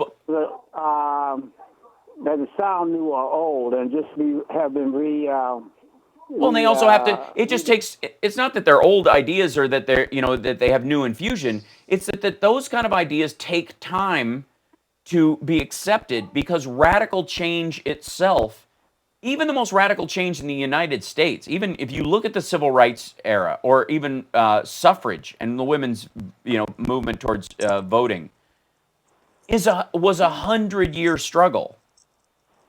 Not because the people 100 years before that were born morally inadequate compared to the people who were born in the time when it finally passed. It's that the ideas took place and grew in acceptance over time from a period where they were simply unheard of to a time when they were completely normal. That's how democracy exists. I mean, you could look at Greece, for the first kind of senatorial or parliamentary, the birth of parliamentary elected representation, but you wouldn't have taxation with representation until 1776. These things all take that time. So and I feel like as a Democrat, I feel like that's the one point I'm always trying to push is that if you want something to happen now, you better have been working on it 30 years ago. Including but a lot of the people that are around weren't alive 30 years ago. That's very true. But here's the thing: what they want, more than likely, if they implement it, will take multiple decades of their life. And the best thing that a revolutionary can do, or a person who has a unique idea that they really want, Andrew Yang will be working on some version of UBI. We're going to use it in an emergency right now. But there will be an argument for it in the future. But how you maintain it and how you manage it will be a 15-year legislative process to make it actually work. I appreciate the call. I'm glad we had this conversation too. Yang's argument will be just the mere fact that we have automation coming in on a great bang. I mean, Yes, that's another conversation too. Yeah, absolutely. Appreciate it. We're going to take a break. We went way over the break, but I love talking to you. So we'll be back right after this. More of the calls. You're listening to the Hal Sparks Radio program, Mega Worldwide on WCPT Radio, Chicago's Progressive Talk. We also have the Hal Sparks Radio podcast, Mega Worldwide, on the Sexy Liberal podcasting network, which is fantastic, along with Steph and Frangela and John Fugelsang and everybody in the Sexy Liberal comedy tour, which will be back on as soon as the moratorium on live performances is lifted. We're going to be back out there making you laugh as best we can all through this process and through the electoral year we have ahead of us. We still have a primary going on. Jesus, sort of. We'll be back.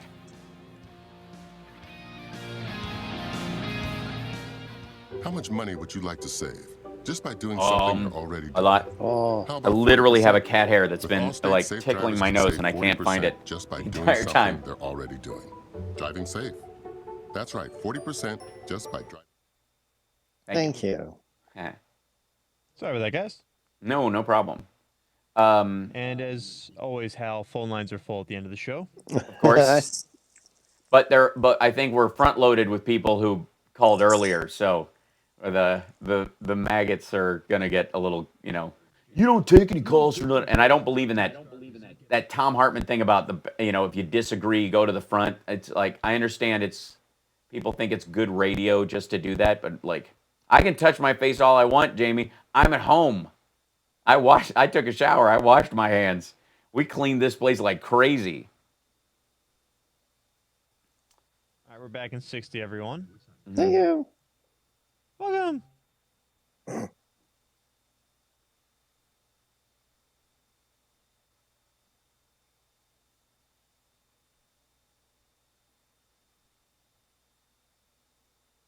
Overindulged children make for shallow, sorry adults.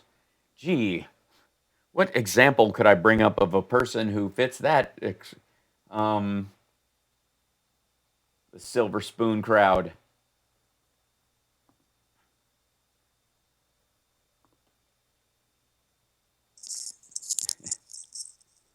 What are you fiddling with, Johnny?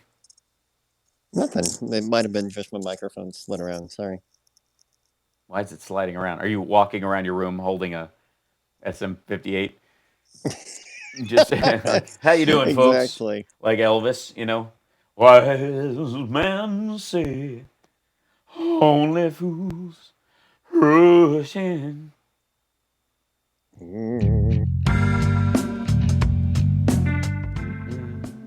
Welcome back to the Hal Sparks radio program, Mega Worldwide. It's now time for the happy ending. Yay! I need to know, as we enter into the happy ending, I'm going to take the last few calls, Johnny. What has been your quarantine watch go-to? What you mean? What have I been watching? Yeah, like what was your, what have you seen? What have you, you're like, oh, I watched this and it was fantastic. What movie do you go to? You're like, this always cheers me up. You know what? I'm trying to mix it up a ton, but I recently just watched the second season of The Sinner on Netflix. I finally caught up on that, and I highly recommend it. Oh, that's the one with Bill Pullman? Yeah, Bill Pullman just tears it up. He's quietly one of the best actors in Hollywood.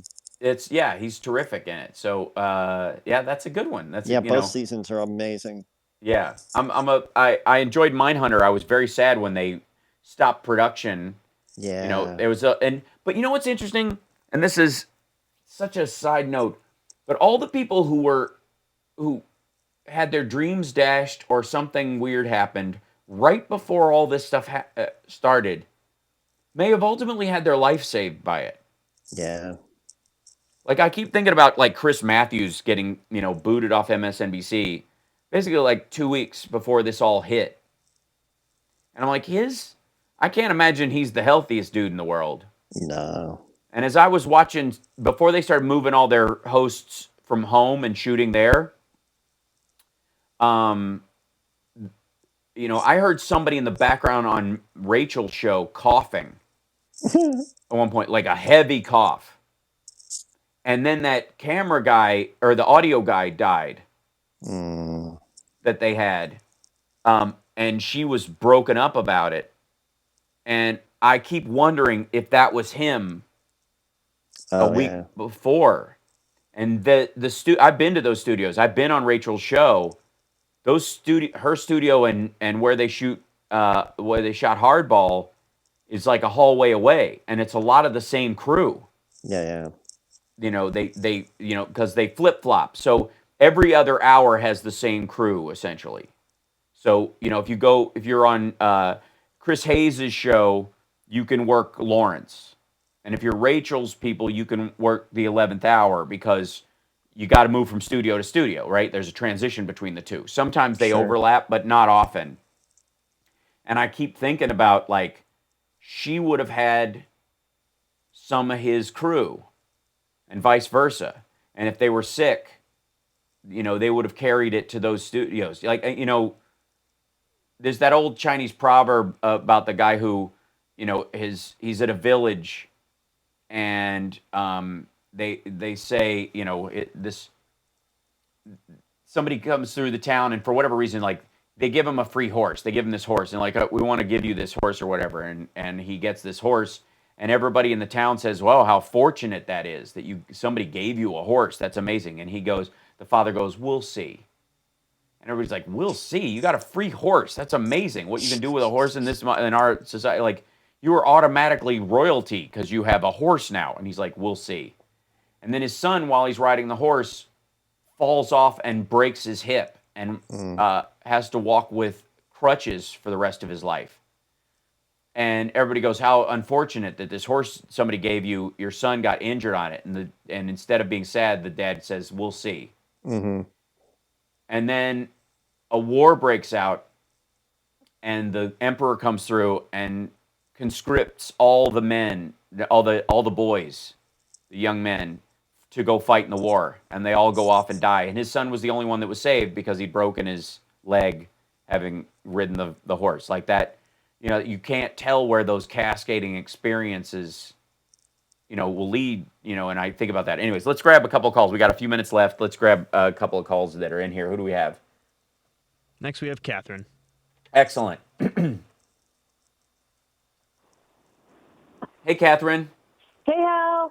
How are you? Hey. How you holding up? Hey, I'm holding up, thanks. I'm a single mom with a 13-year-old boy, so and I'm in suburban Chicago. As someone who was a teenage boy in suburban Chicago, I both pity and congratulate you because you get both. Yeah, there's a lot of PlayStation going on. Okay, so I know what game system he's on now. Well, he'll have to find me if he switches to Xbox. I'm on there mainly, but yeah, right. So, anyways, go ahead. He was already having this lifestyle before it. Right. It's just now he's ready to go pro. He's going to be every kid is now going, "I could be a pro gamer, Ma. I'm getting good at this." Right. Yeah, because he has friends all over the country. He already had this lifestyle. He's his best gaming friends. One's in New Hampshire and the other one's in Ohio. So whatever, they already have this lifestyle. We hope they're not prisoners. We hope they're not prisoners with computer access. That's the big scary. My friend Dave, he's 16 too. His dad's such a jerk. You'd be like, yeah, no, he's a triple murderer. That's always the fear. I hear you. We could talk gaming forever. Well, have him come to my Twitch channel. We'll talk there. That'll be good. Oh, okay. I will. Yeah. He knows you back from your Disney days. Right. Yeah, but I rent properties in northern Wisconsin. I inherited these cabins from back. My family's had it since 1950. This property. Okay. And what's been going on up there, which is deeply red Trump country up there, and which been very fascinating. Starting about 2 weeks ago, they sent out all the counties in northern Wisconsin, including Door County, sent out these press releases to and people were sending me these things saying second homeowners stay away. Basically, a couple different reasons. The rural health care can't take care of. Right. You know, they don't have good rural health care up there, and they have a very elderly population. So I decided to stay here. But initially, I really wanted to go up to our cabin, but it's actually gotten very unfriendly, apparently, I hear, to any outsiders and the snowbirds coming back. And so now they're having their first cases, and I think it's really going to be bad because they don't have ventilators at those hospitals, or they'll have one maybe or two, and it's going to spread quickly.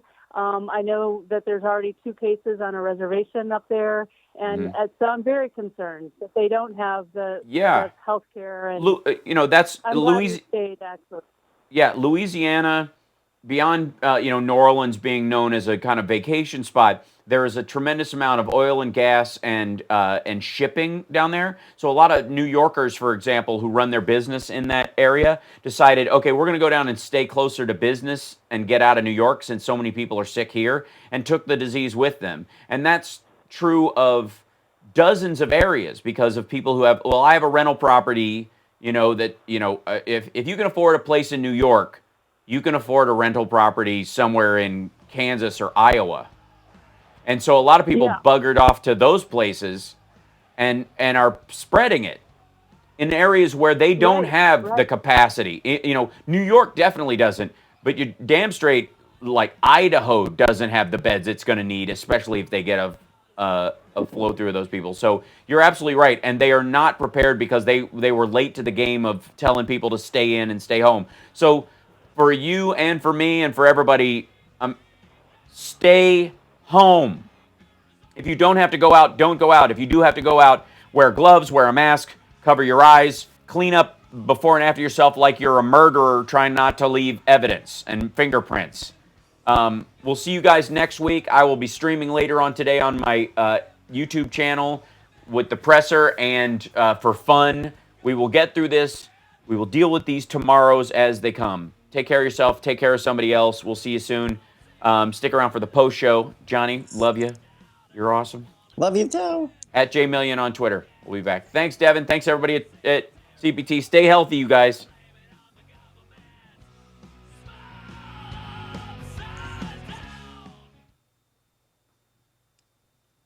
All right, man. I'm going to blow. See you next Yeah. week. Yeah. Cheers. Later, Devin. Absolutely. Take care of yourself, Johnny. And let's do an attempted Zoom where I bring you on camera at some point, just to play around with it. And if it works, and I can feed you in that way, then I'll just use clean feed for the radio stuff, and we'll do Zoom for you and I, so we can be on camera and talk more directly that way. Okay, cool. Yeah, we're gonna give me a heads up. Gussy up this thing. All right. All right. Cool. All right. Take care. Bye. All right, you do the same. Bye. Okay. Bye. And hey, chat room. I think we're alone now. There doesn't seem to be everyone around. Why is that set on that weird sound? That was just, I was so excited to just play piano for 1 second, and then it's just terrible. It's terrible. This is much better. Hold on. There's my...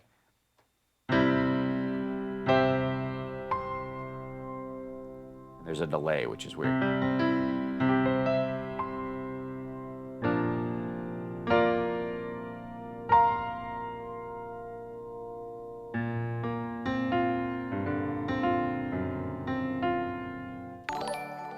don't know why there's a delay. That's weird.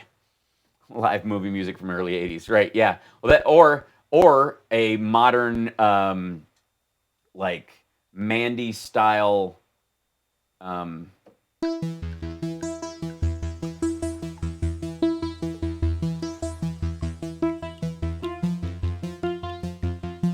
mean, this is basically how you do a soundtrack for an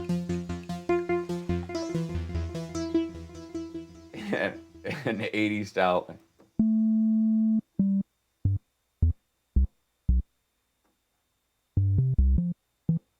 Well, actually, the easiest thing would be take these out and then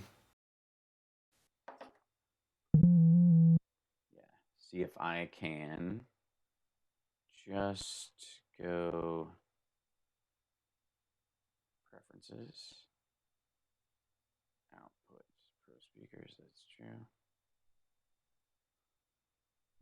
Oh, it's not available. That's weird. Oh, that's because I'm using loopback, you jerk. So I'll kill that and we'll see if turn that on. And essentials. Yeah, do that. Turn that off. Yes, I want to disable it. And then I want to switch this to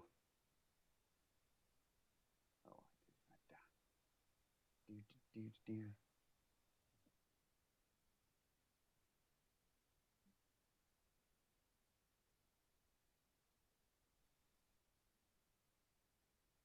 I'll figure that part out in a minute. Devo, yeah, totally. How are you doing? Hi, Amy. I saw, by the way, that you sent a letter. It's in LA, so I have to go get it. I'm not sick. I'm solid right now. I'm feeling pretty good, keeping it healthy as we do. I'm paler than I normally am because I haven't gotten out as much. But hold on, I'll switch back to our other camera so I can go to you guys. And thank you guys for the super chats today. I wanted to.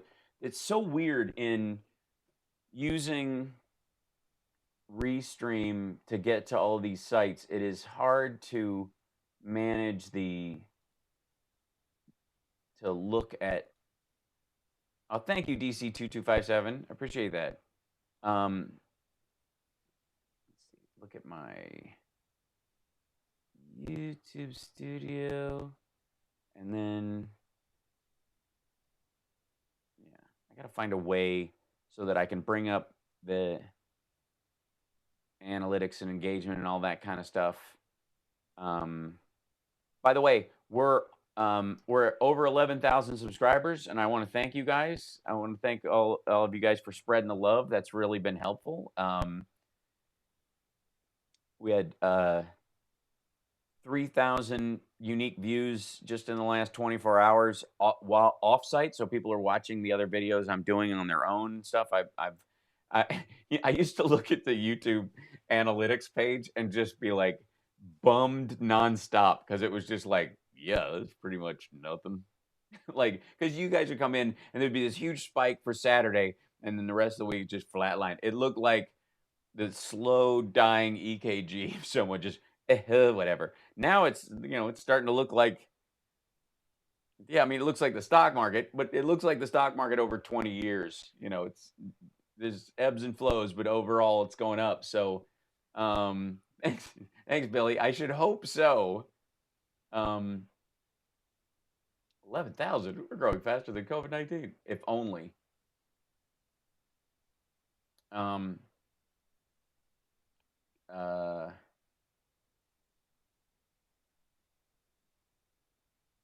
Yeah, I'm curious what the cattle prices are, Amy, just because like the farming stories we're hearing,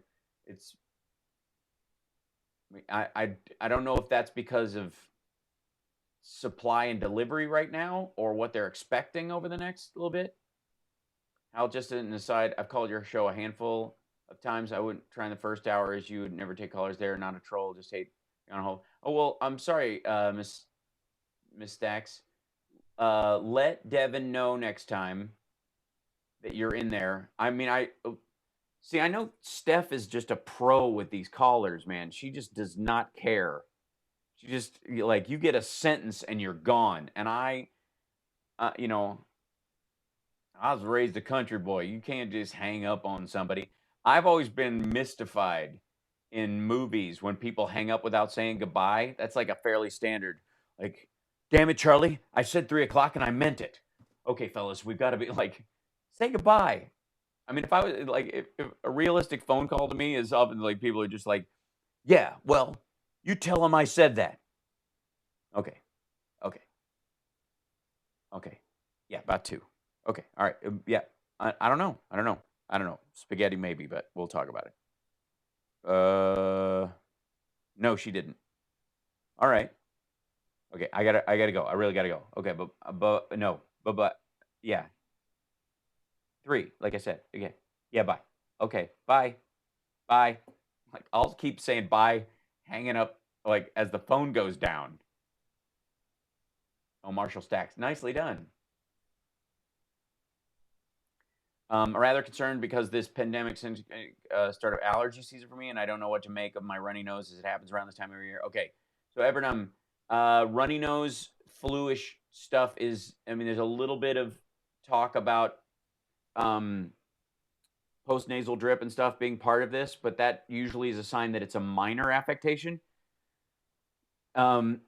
It's what comes with this thing is a spiked fever and then a dry cough. The spiked fever is the really concerning one. There's, and it differs for some people, but the idea is that unless it gets over 102 or whatever, don't actively try to bring it down. But you should, especially with ibuprofen, you should use Tylenol, but Don't use any, pain reliever, fever reducer types, acetaminophen. That's kind of been crucial. You want the fever to do its job. And the cats are outside my door. But if you think you have an issue, use telemed. Don't go to a doctor's office. Go to a medical center where they're testing people. As allergy season comes, we should see more testing in places. But yeah, it's not a symptom that's necessarily associated with it. Yeah. What's happening earlier, Mars? Good to see you. Hello, everybody on Twitch. Good to see you. I will be gaming later. And then my wife took 45 minutes to leave a party with her goodbyes. It's just how I am too. Like I don't get these people who are like, we're out, pow, and they're gone. I'll put on Trump. He's playing Man Boy on a really big ship. It's found. Oh, is he at the ship? Jesus.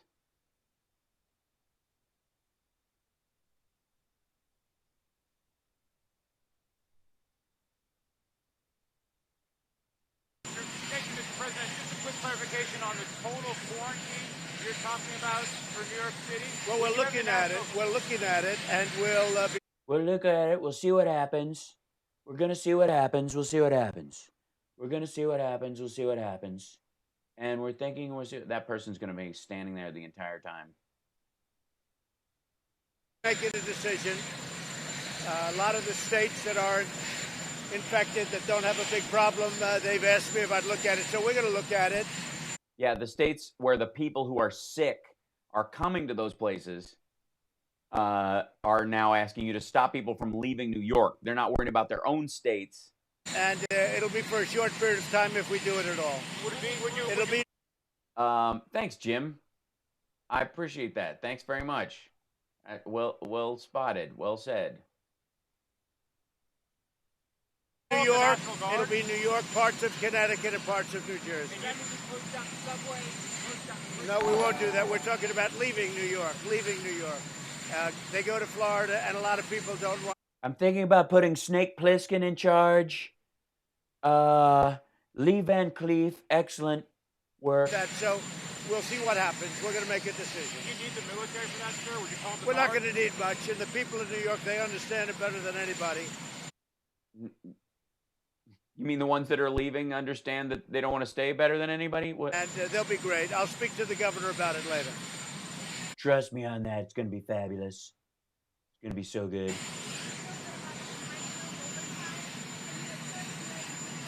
Yeah, we have a great oversight committee. We have a lot of people watching, and it's a overseeing even. Wonderful thing we've done for the workers and for the citizens.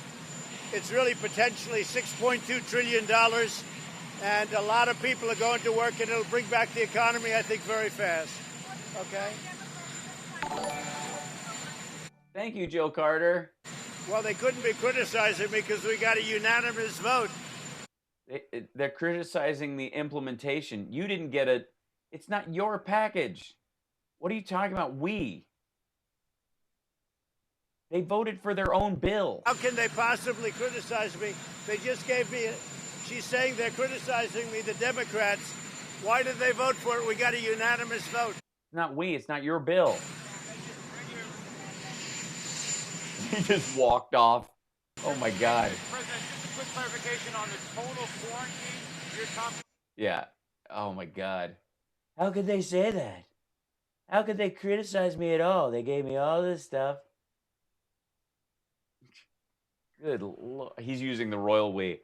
Our, us, we, our package. Have you seen my package? Jesus. Oh, there he is. National. He's giving. Oh my God. Oops. You're so lucky to have me. Is that Cuccinelli? Who's that? Oh my God. Please.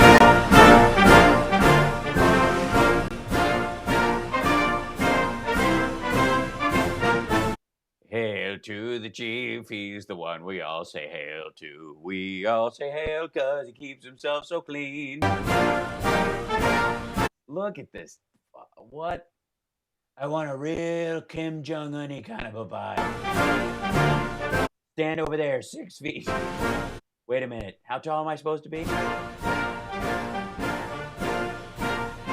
Walk in time, Cuccinelli. You're screwing the whole thing up. Chat is... Look at this. Hold on 1 second. I'm not... Oh, I messed it up. You guys weren't seeing it. My bad. Hold on. I'll do it again. You deserve better. Hold on. Oh, God. Look at this. By the way, look at this. Chat is disabled for this live stream. You think? Don't talk about him, okay? Don't. Y'all say hello. Y'all say hello because he keeps himself so. Walk in time.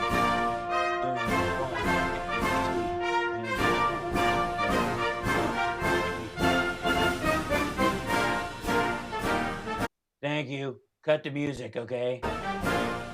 I'm here to accept my award for Best President. Yeah, fix it. Make sure you get some... why did I touch it? I don't know who touched that. Good afternoon, everyone. And thank you, Mr. President, for being here today as the United States naval ship Comfort prepares to set sail for New York. On behalf of the men and women of the Department of Defense, I want to thank you for your leadership during these difficult times. You better. This ship wouldn't even exist if it wasn't for me. Can you imagine if this thing sinks because the maintenance wasn't done? No, Mr. President, that the United States military is all in on this national emergency. Really? Would they not normally be? And the great... Yeah, because they care. Again, sailors and medical professionals of this tremendous hospital ship are eager to get underway and start their very important mission. It's also my favorite color as far as people go. As the nation aggressively responds to the coronavirus pandemic, the Department of Defense is focused on 3 priorities. First, kissing the president's butt so that he doesn't intentionally send the ship out into international waters. Protecting our service members, civilians, and their families. That would be good. That's a good idea. We are committed to taking all necessary measures to safeguard the well-being of our most important resource, our people.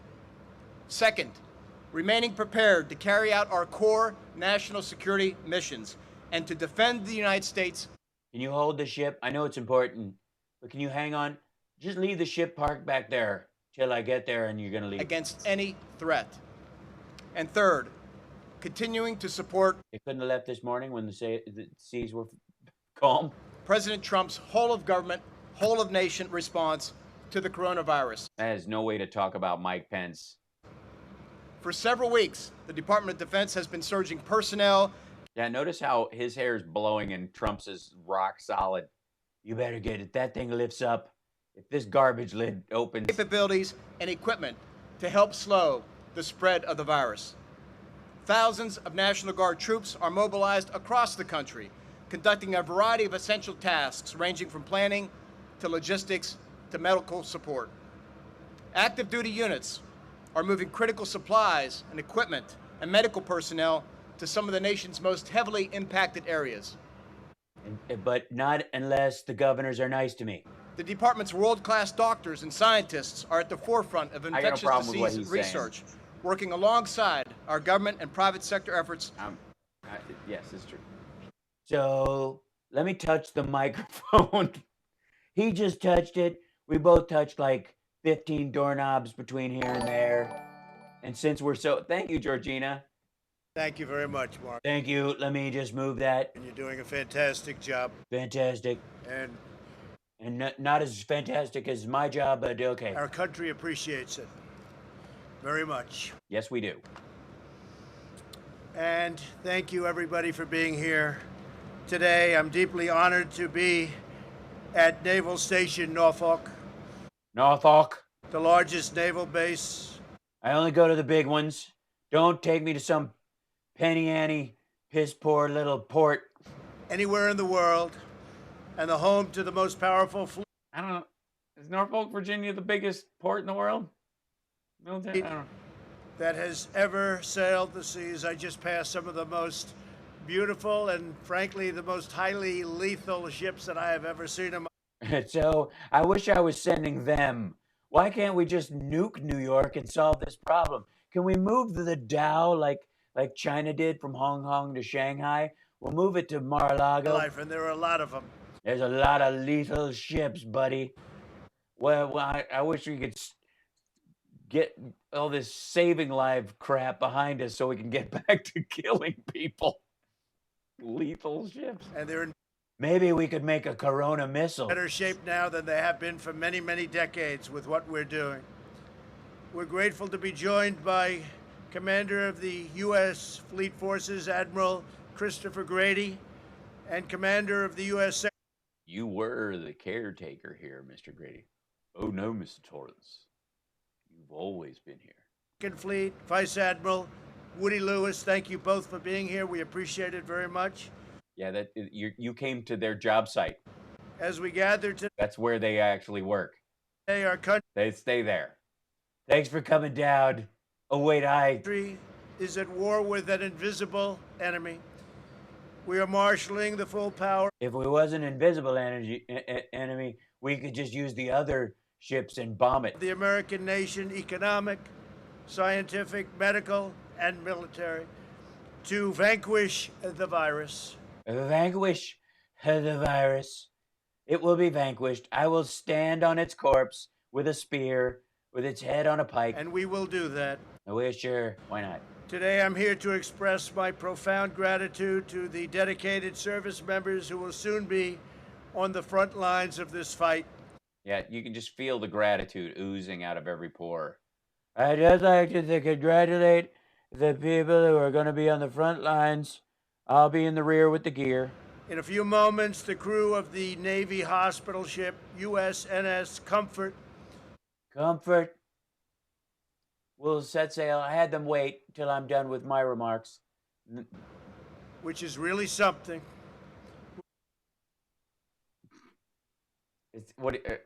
Was it normally nothing? Embark for New York City. It's easy to grin when your ship comes in and you think you've got the stock market beat. But a man worthwhile is the man who can smile when his shorts are too tight in the seat. Okay, lovely. I christen thee the Flying Wasp. You scratched my anchor. Where they will join the ranks of tens of thousands of amazing doctors, nurses. Hey, Schmales, my dinghy is bigger than your whole boat. And medical professionals who are battling to save American lives. Not those other kind of lives, the ugly ones. American lives. Yeah, that's what they do all the time. They're wonderful. We love them. We appreciate them. We don't need to be told that we like them. Apparently that's news to you. This great ship behind me is a Great is the most beautiful prop. 70,000-ton message of hope and solidarity to the incredible people of New York, a place I know very well. Yeah, otherwise I wouldn't send it. A place I love. So much that I moved out and I can no longer have a charity there. We're here for you. We're fighting for you, and we are with you all the way, and we always will be. You have the unwavering support of the entire nation, the entire government, and the entire American people. The entire American people. After being rushed out of maintenance with historic speed, it was supposed to be here for 4 weeks, and they did it in 4 days. What could possibly go wrong? What episode was it? Was it Search for Spock? Is he sending the Excelsior? The Comfort will arrive at Pier 90 in Manhattan on Monday. We threw a fresh coat of paint on it, threw some sugar in the tank. We'll see what happens. 3 weeks ahead of schedule. Its crew will begin treating patients on Tuesday. It will be met in New York Harbor by Governor Cuomo, who I just spoke with. He's very excited. Super excited. Ooh, a ship, a ship. Like he's, you know, in the middle of this, like he was like, oh, something fun. He's going to use the water slide. There's a zip line. They need the help. Yeah, they do. The skilled sailors and civilian mariners aboard this ship will provide Mariners. a critical surge capacity. Wow, for the thank you, New Mary York Met- Bailey. Yeah, is that the just the having to deal with this crap every day fee? And I appreciate that. Thank you. Metropolitan area. Their mission will be to care for New Yorkers who do not have the virus but who require urgent care. In other words, they'll be Explain it to us. using this. People will be coming out of hospitals who don't have the virus, and they'll be on the ship where they have great operating rooms and great facilities. And the places inbound on land will be where people that have the virus will be. You got that? You got that? He's saying they're going to move people out of hospitals onto these boats to get operations, and that anybody with COVID-19 will just use the on-land facilities. Okay.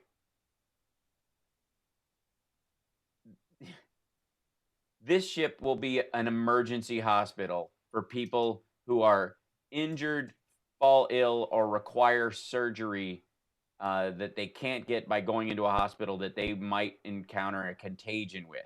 This is not for people to be moved out of New York hospitals to clear beds. This is for people who require an operation or have an injury, like the spillover hospitals. And not all the hospitals in New York are going to be just jack full of COVID patients. As a matter of fact, they're going to start moving those to the Javits Center and stuff. Whatever. So the people with the virus. Yes, they have military surgeons and doctors. That's who's going to be working on there. There will also be some civilians that come, the reserve civilian corps, that are too old to encounter COVID and the like. They can send them to work on the Mercy and the Comfort and others and the hotel sites where they won't encounter the disease. Because if you have elderly nurses who come in out, young people exposed to it at that level are getting wiped out. Will not be on ship. The ship will be used for people having operations and other things other than that. By You got that? Other things and other than that. bring these emergency patients away from the hospitals, beds will be opened up all over the city for the Oh, so many beds. those who are infected. This ship can handle a lot of people, so You can handle 1,000. it will open capacity all over the city. About 600 of them will roll in and stay. 400 will be high turnover. And it'll be It's like a hospital with 1,000-bed hospital. That's what it is. It's not hard to figure this out. Just come out and say what it does. ready to address any life-threatening medical emergency. It is stocked. It's stocked. It's so ready to handle life-threatening emergencies. That's why it's still sitting here. To the brim with equipment and medicines and everything you can think of. Oh, it's got lube and inflatable dolls and chickens, anything you can think of. A mushroom that talks, clown shoes, just bags and bags, anything you can think of. Importantly, by treating non-infected patients remotely on the ship, I'm going to go out on a limb and say that we can all think of things that aren't on that boat. will help to halt very strongly Luke. the transmission of the virus. This isn't there. No, they're not halting the transmission of the virus on the boat. Did I mishear him? Because this boat is literally just overflow. Comfort sister ship on the West Coast. Yeah, US. everybody toss something in the chat room you think that you can imagine is on the boat that probably isn't. NS Mercy arrived ahead of schedule substantially. Not ahead of schedule. They cut the repairs short. In port yesterday, Governor Gavin Newsom was very thankful for it. They're working very hard in California. It's performing a similar mission for the people of Los Angeles and the people of California. As the USNS Comfort gets underway, It is fully loaded with 12 operating rooms, and they are fully equipped. Yeah, really? Normally, is it not fully equipped? Are the operating rooms like, do they get around, has the Comfort and the Mercy every time they've shown up gone, shit, we're out of gauze? 1,000 hospital beds, a medical laboratory. And these beds are so bed-like.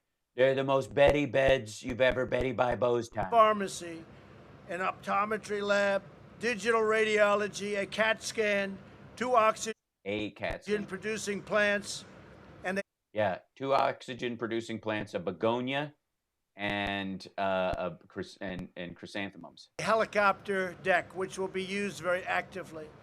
Yeah. Why is that something to brag about? You won't believe the number of sick, dying, and injured that'll be going. Is so sweet. It also. That's the saddest thing you've ever said, Robin Brezzo, that it doesn't have a Kiss cover band that I can imagine, and it doesn't. A singing pretzel. Yeah, see, these are all true. These are all things. A Kiss cover band. Like, here, these are all, I'm going to list all the things that aren't on this.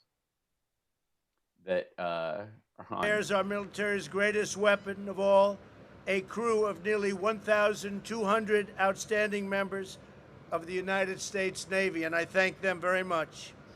Among the sailors departing today are some of the finest doctors, nurses, technicians, orderlies, and medical staff anywhere in the world. These are true professionals.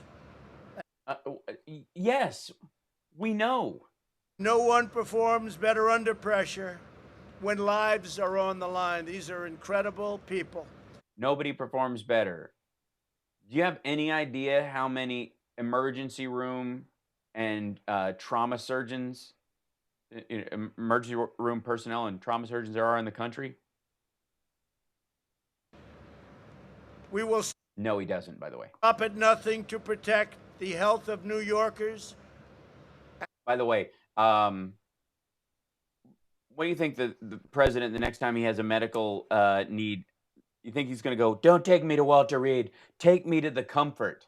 And I'm not downplaying the people in the Comfort at all. I'm downplaying the fact that he is talking out of his ass. And the health of the people of our country in their hour of need. I also want to remind everyone about the CDC's latest guidance.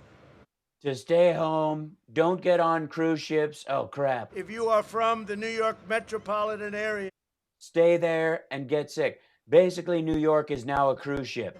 And you travel elsewhere, we need you to self-quarantine for 14 days to help us contain the spread of the virus. And I am now considering, and we'll make a decision very quickly, very shortly. Not by the end of this speech, though. Quickly, shortly, probably in the next 24 hours. Do you know how many people can leave New York in the next 24 hours? That maybe I might make a decision tomorrow that Tuesday-ish, Wednesday is your last chance to get out of New York if you're coughing into a bloody rag. A quarantine, because it's such a hot area of New York, New Jersey, and Connecticut. So, bye. Everybody just left. Everybody who's afraid to be stuck there just got in their car right now. They're packing a bag. We'll be announcing that one. I forgot the mariachi band. That's something apparently that because we can imagine it, it's there. This boat is, I'm calling it the USS Field of Dreams. Way or the other, fairly soon. Fairly soon, quickly, also swiftly, fastly. This does not apply to people such as truckers from outside the New York area who are, if you're bringing stuff, making deliveries or simply transiting through. Just people, just human beings trying to escape a diseased cesspool who are running out of resources, don't have enough money to buy stuff, and are going to go live with a parent or a friend. It won't affect trade in any way. The Army Corps of... You know what, Rob? I don't know that one's no purple unicorn crapping Skittles, not there. No Coronas, that is too soon, Richard Custer. That's all, Leonardo DiCaprio, he may actually be on board using his South African accent from there. Good point. It does not have bed bugs like the Trump properties, so there's an upside. Engineers and FEMA are racing to build.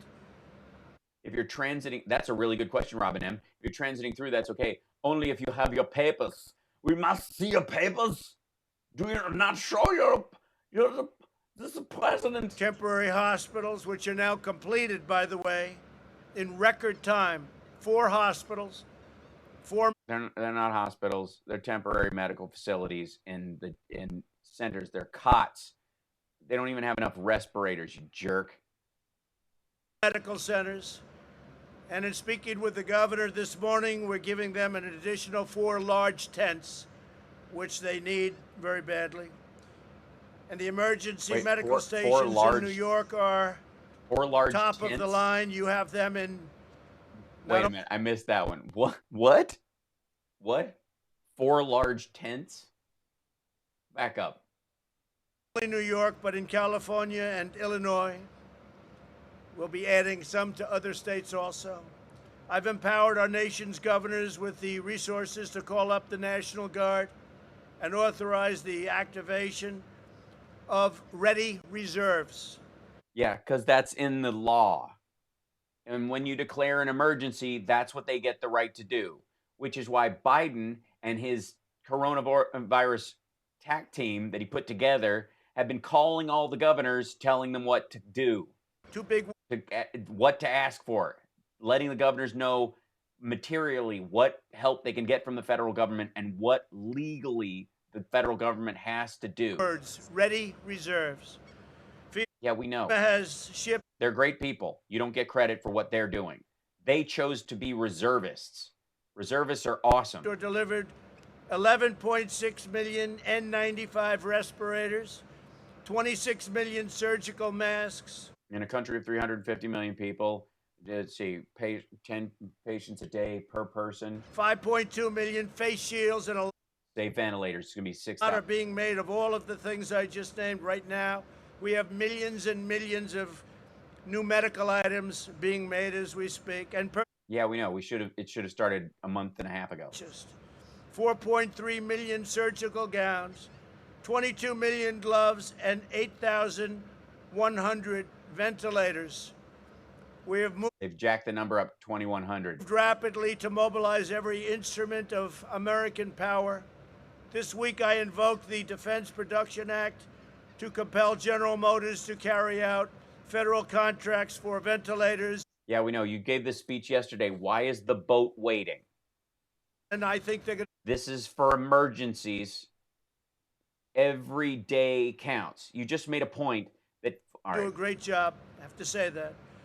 We're also do you have to say that, or do you want to say working that? with the major ventilator companies in the United States, all big name companies. Not these rinky-dink, pissant little companies, but big names, you know, Wendy's. All companies that Target. do ventilators, so they won't. They do ventilators? All those companies that do ventilators? Ew. Need extra can you switch this from blow to... time, and they're gearing up, and they'll be working 24 hours around the clock, and they have been. They've been. No, they haven't. They should be working normal shifts and doubling shifts of other people. In a health crisis, you don't want people not to be sleeping. Work smart, not hard, dummy. Doing a fantastic job to Fantastic job. Always fantastic and also fantastic. accomplish a historic ramp up, and a ramp up in the kind of numbers that we're talking about. And A ramp up like no one's ever ramped up a rampy ramp before. So it reminds me of when I was a kid and I didn't have a bike because that was for poor people. And the poor kids would always have ramps in the street. And I was like, that would look like fun. But then I would remember my trust fund. if we make too many, that's going to be okay, because I spoke with the Prime Minister of the UK yesterday, Boris Johnson. He tested, as you know, positive.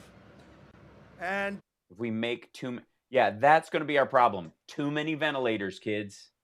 before I even was able to get a word out of him, he said, I said, We need ventilators. how you doing? He said, we need ventilators. Yeah, and I was like, what? Nobody needs that many. You have like 2 in your whole country. Why would you need 30, 40? 1,000. Who needs ventilators? Like, that's ridiculous. The UK needs ventilators. I was like, that's stupid. A lot of countries need ventilators badly. It's a tough thing to make. Yeah, like us. Like America.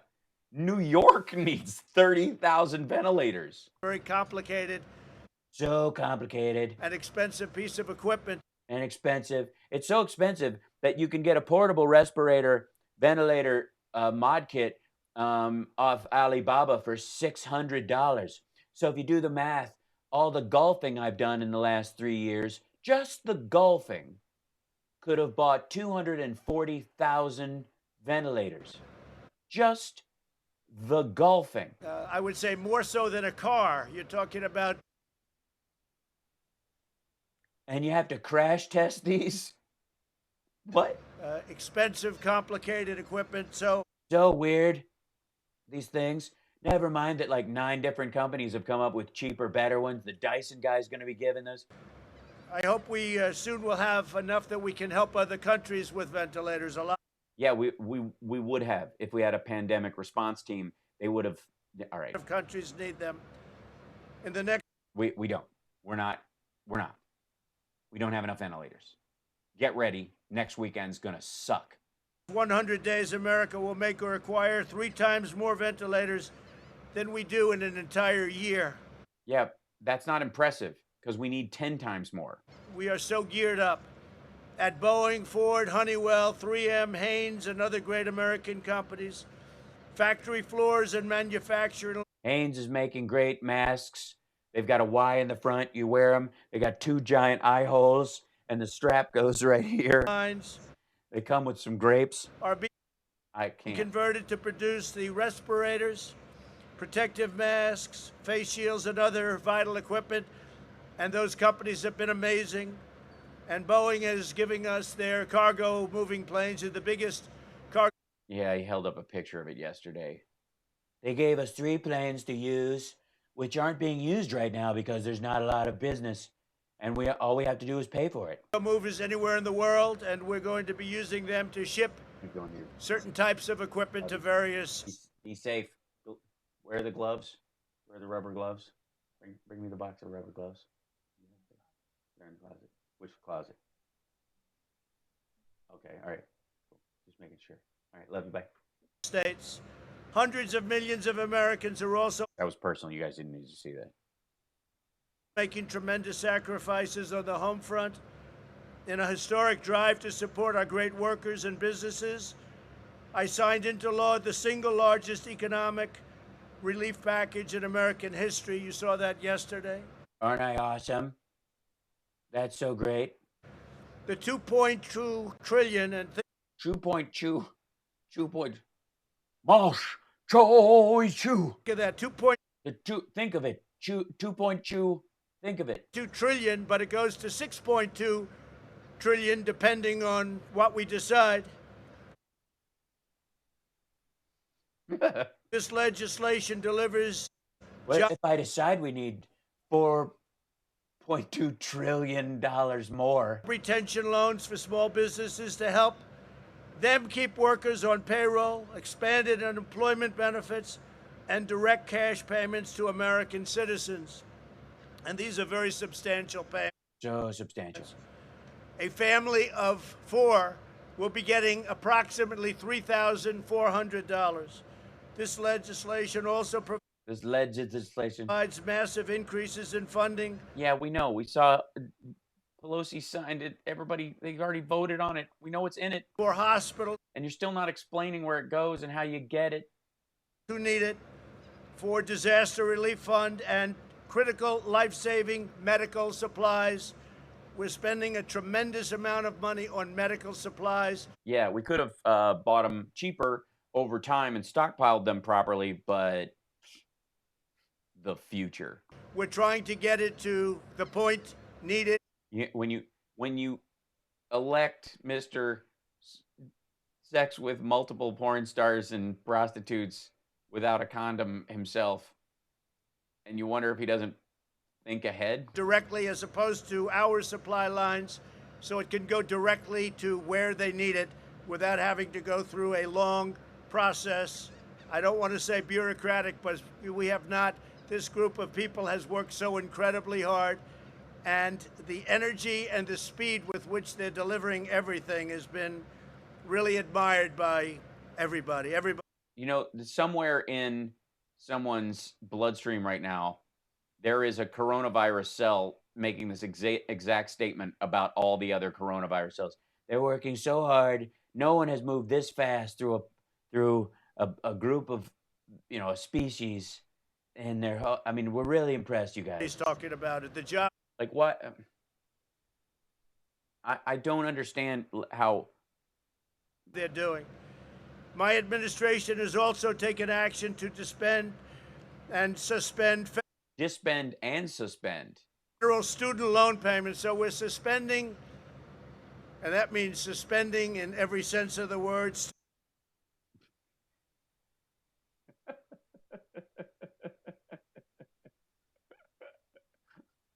Just so suspending. When I say suspending, it means suspendings of spending. Student loan payments, so that the students that are not able to take advantage of what's going on, obviously for obvious reasons, they take advantage of what's going on. What? Will be the payments suspended. We've temporarily stopped federal eviction. Thank God he moved past it. Like we moved on to the next talking point. That was amazing. Do you guys? We're all clear though, right? That they've been suspended. And foreclosures. We've postponed tax day until July, which is a big thing. It's a big thing. Time that's happened. Yeah, that's not a good thing. Waived regulations to speed new treatments to the market, and we have new treatments coming on rapidly.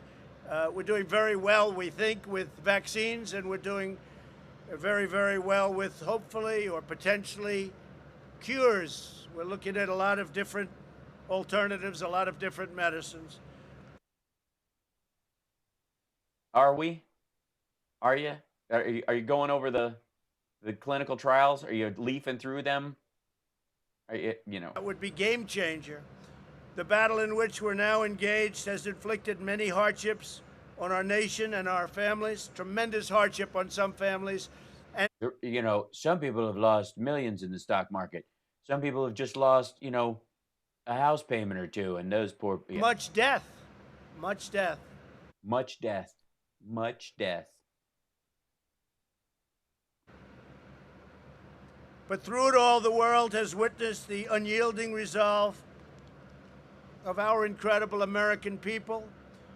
We are not only a country of vast resources, we're a nation of colossal strength, towering spirit, soaring patriotism, and exceptional character. Yeah, that's why I come on every day and take the piss out of this nonsense lip flapping that you do. As a comedian, it is my job to call out hypocrisy and garbage like this whenever I see it on behalf of the American people. Somebody fly a flag behind me too. At least I'm not holding up a ship. And you're showing it to the entire world. Oh, well, thanks. That's why we call my radio show Mega Worldwide. Thanks for noticing.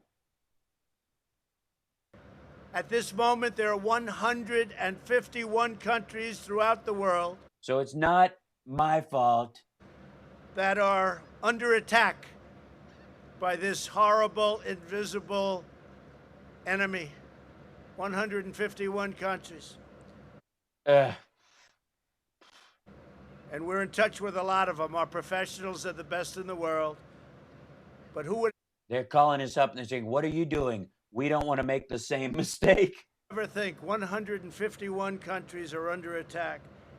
We are one family bound together by love and loyalty, the eternal traits so perfectly embodied by the extraordinary men and women aboard the ship and the men and women at this beautiful, scenic, but really tough base.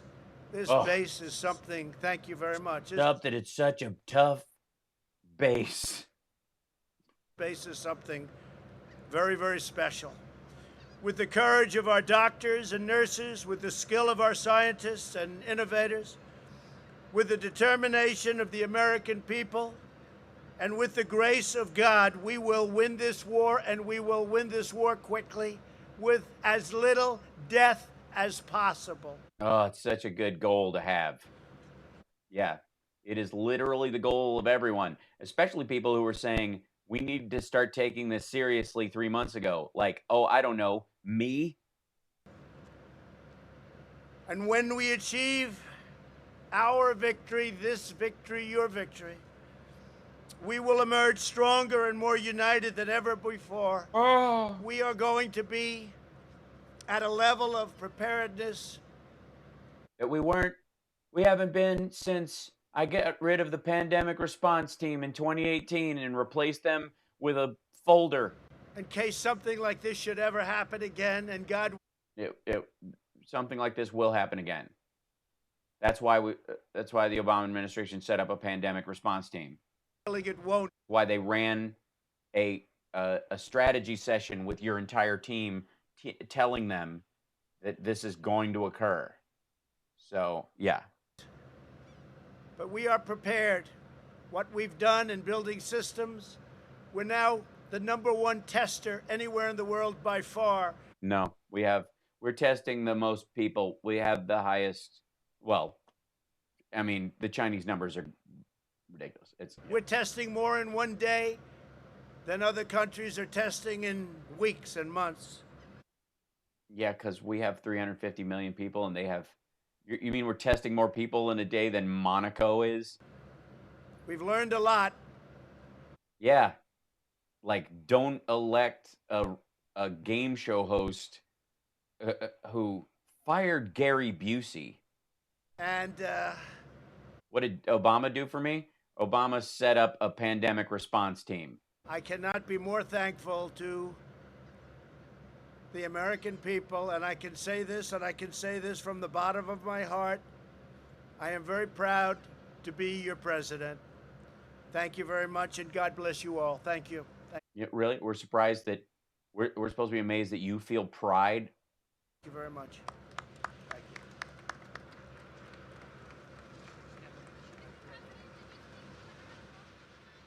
Okay. Did he start to cover his heart like they were going to do the Pledge of Allegiance? I pledge of allegiance to this boat. Please tell me it's going to leave at the end of his speech because they told it to wait. Bye. See ya. Is it going to move? Is it move fast? Is it not the fastest boat? Bye, guy. I'll salute you. Yep, there go the tugs. They were literally told to wait until his speech was over.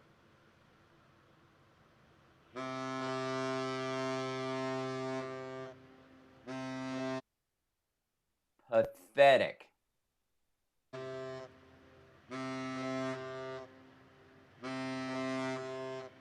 Sounds like when I wake up in the morning. I'm kidding. You can't hear the farting because I scream.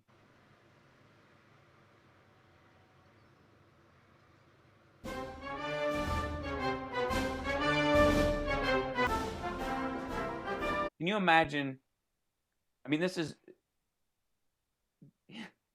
Imagine if Benghazi was going on and Obama insisted that the planes we would send to get people out had to wait until he could go down and make a speech on the runway.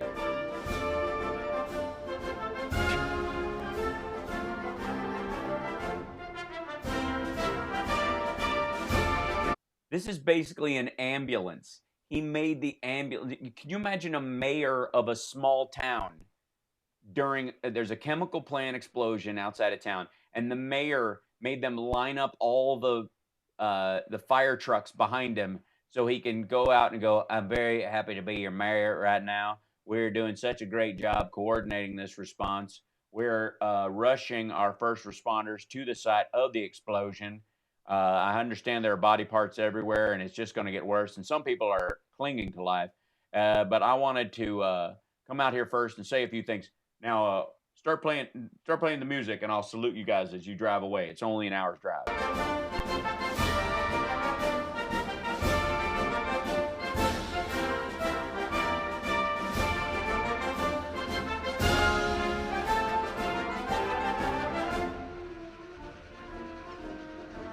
lot slower than I thought it would be. Not a very fast boat. I thought this would be quicker.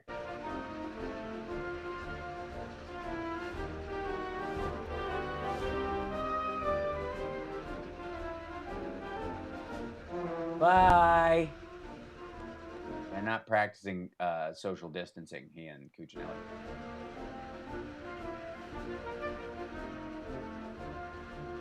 Jesus. A lot of birds. So this is what outside looks like when you're not on a golf course. It's right. Isn't that Ken Cuccinelli, the defense head? Secretary of Defense. Look at my butt, America. No, the whole Navy band is there. I have no doubt. They're pros. They're amazing. My my audio engineering teacher was in the naval band, and then on the side he had a band that did Jimi Hendrix covers in Vietnam. And they ended up pulling him out of action. It's one of the reasons he survived, was because to cheer up the troops, they pulled him like, "You guys are good. We're gonna send you around the in country to." So when do we leave? Tell me when it's clear of camera.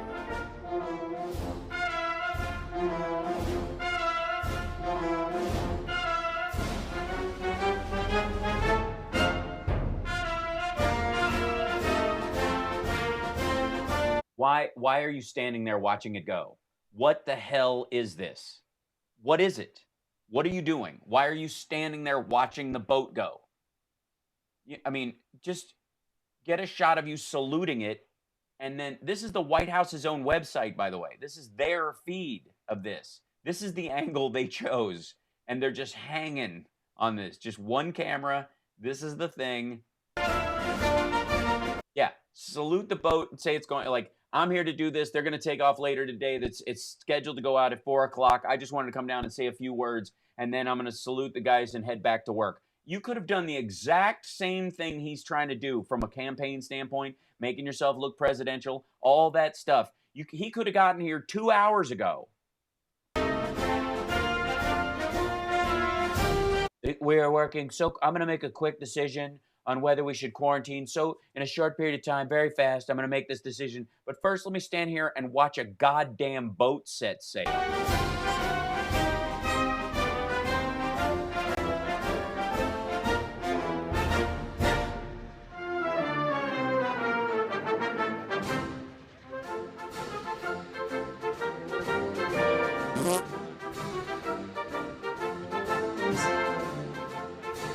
Monty Python's Flying Circus! It's...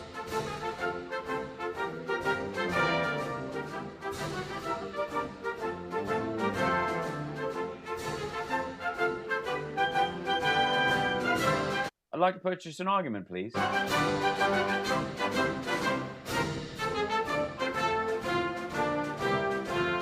This parrot is no more. It has ceased to be. I think Sally wanted to do what?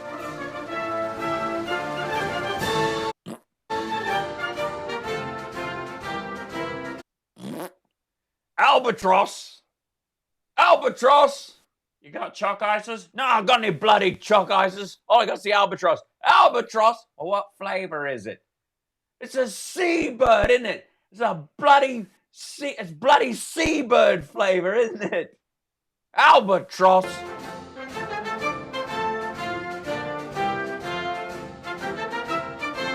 The plumage don't enter into it.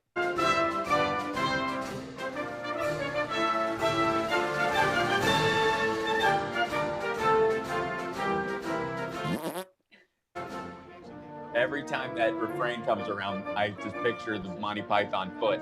Now I've got to go watch all those episodes.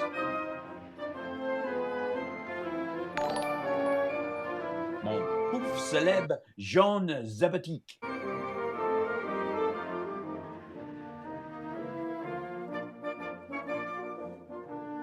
He reads I was just the other day, I was just having such a huge grasp of scientific detail. I don't know if you heard Burke say that about me, Ken, but it's true. Like, when I'm not watching ships go, I'm grasping the finer details of statistical analysis.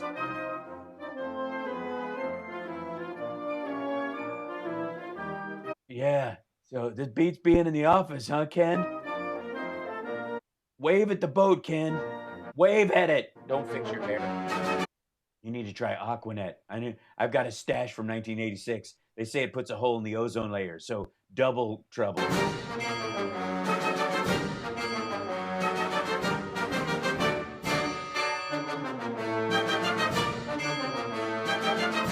Seriously, they're all there. Why don't you show the band? Whoever's working the triangle is on it, man. Oh, what sad times are these that passing ruffians can say "nee" to old ladies at will. We've no shrubberies here.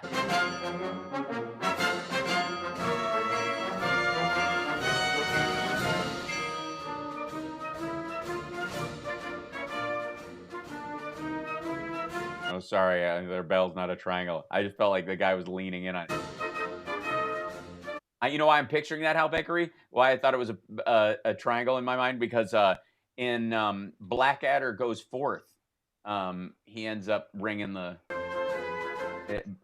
Baldric ends up ringing it. Yeah. No, the boat's right there. It's still right over there behind the flags. Dude, why are you standing there?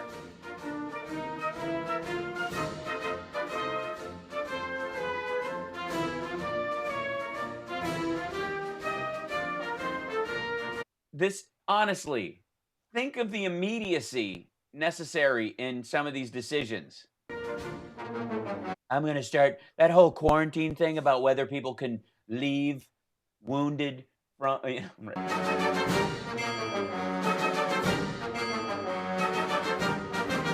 be funny to find out Cuccinelli was a Golden Gloves boxer and punches Trump right in the face just because he hears the bell. Sorry. Oh, sorry. What'd you do that for? If I wasn't so gacked up on Adderall, I'd have felt that.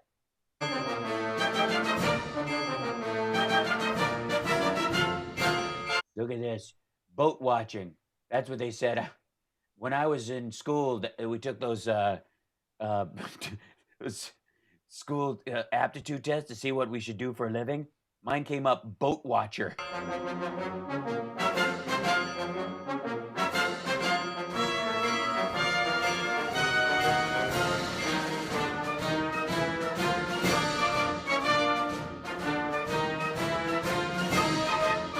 They're just doing the whole playlist.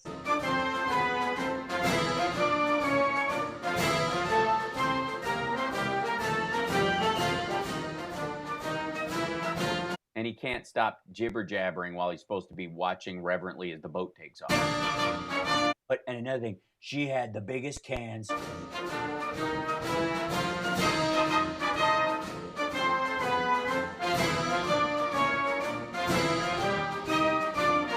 I don't know. Jared said I should stand here and watch the boat go while they handle stuff back at the office.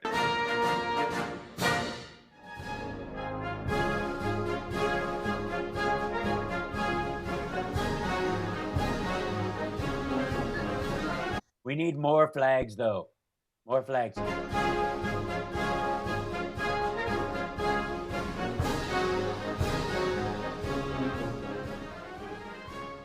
Jesus. Why wouldn't you just do that?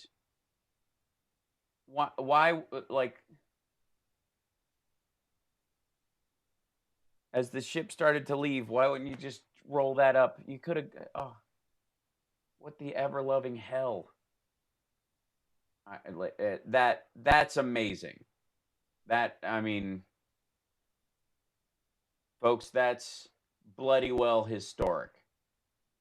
We just watched a grown man watch a boat set sail.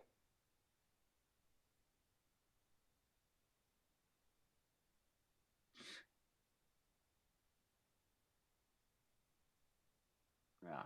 I'm joking. That was such a boat. Have you seen a boat like that? That's got to be the whitest boat I've ever seen in my life, except maybe the Royal Caribbean or those Norwegian riverboat things. Those are pretty white.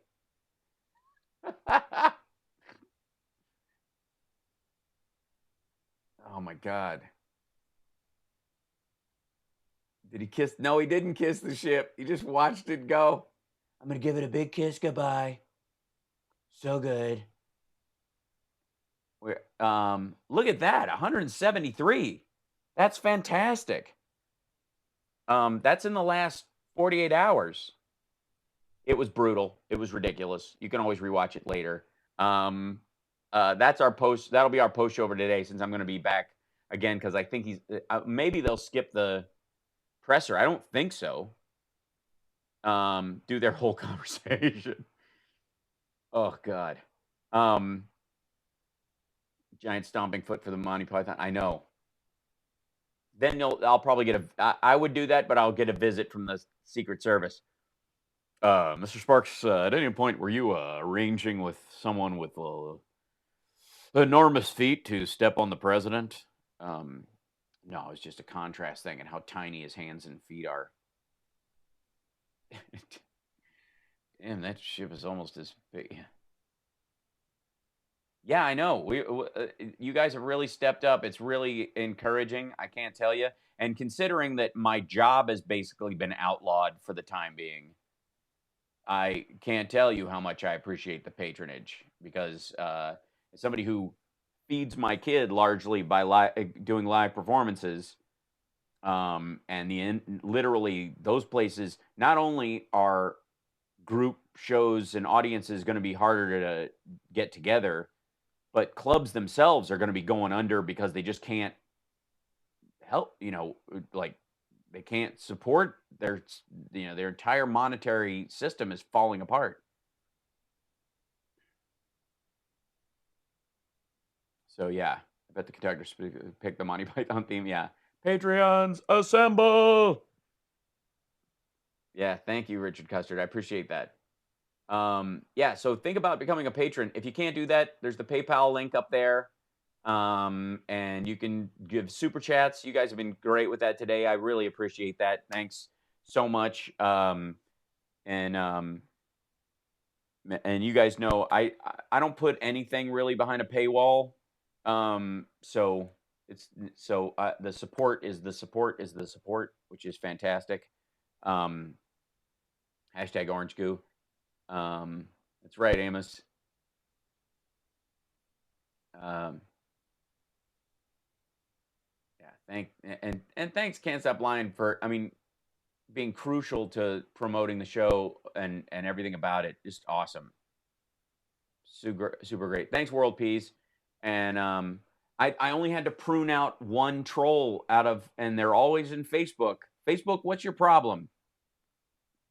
Why you got so many nasty people over there? I love the people who are like, you should listen to what he has to say and not say anything. I'm like, yeah, there's 5 channels where they're running that on YouTube. Go there. It's the weirdest thing. If you don't like my commentary on these things, do you have any idea?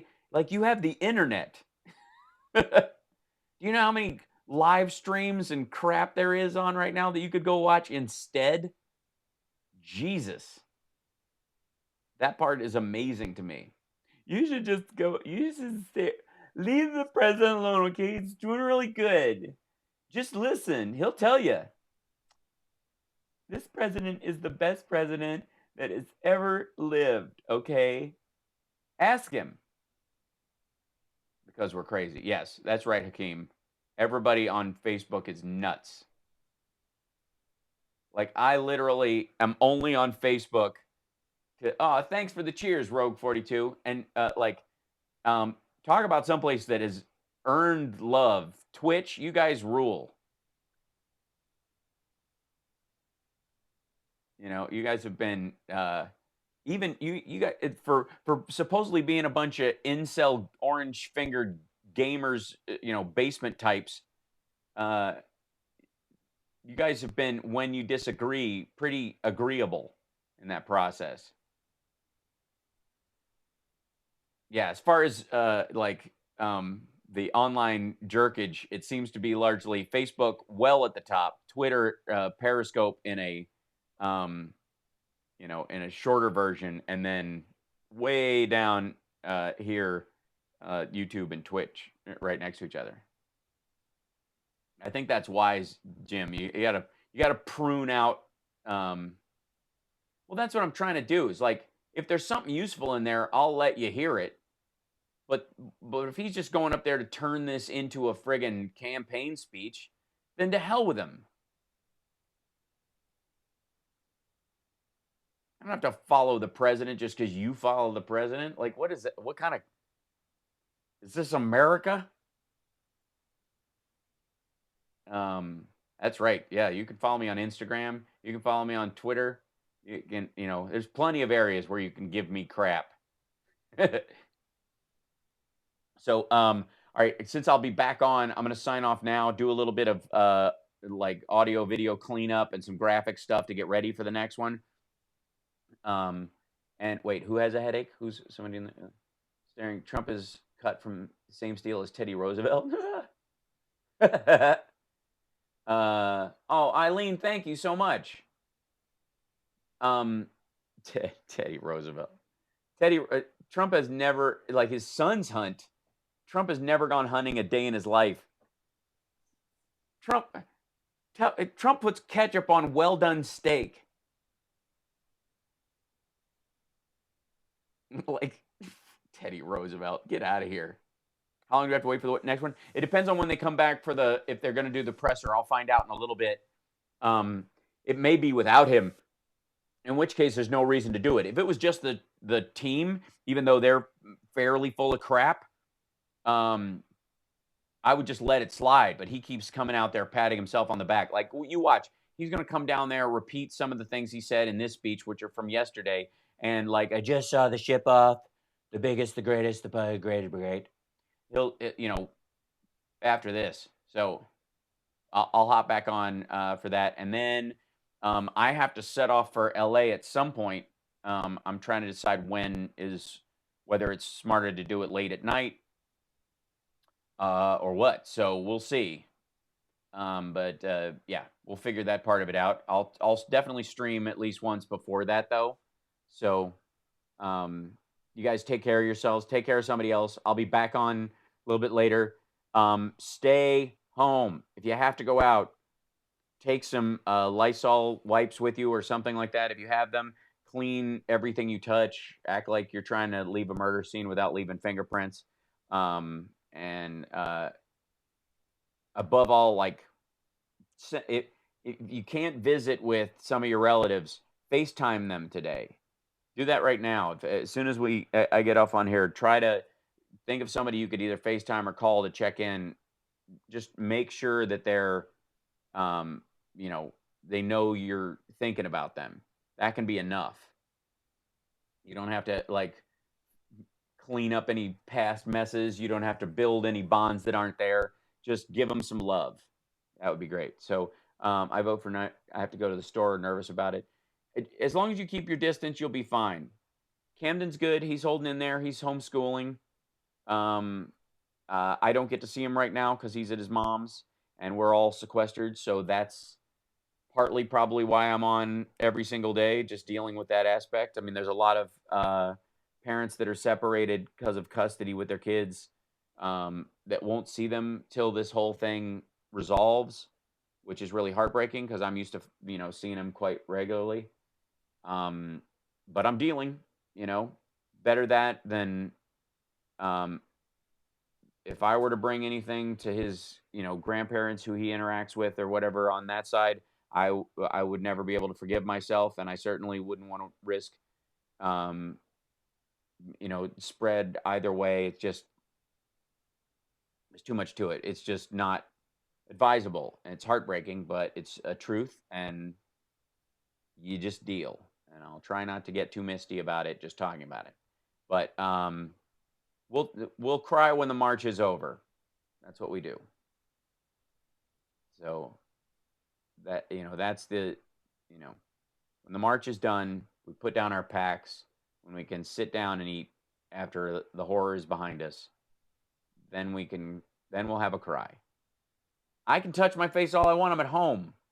Look, all my surfaces have been cleaned. I can touch my face all I want. So, that's all it is just face touching porn.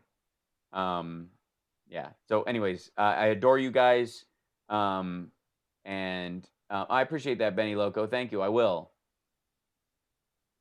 So anyways, big love to you guys.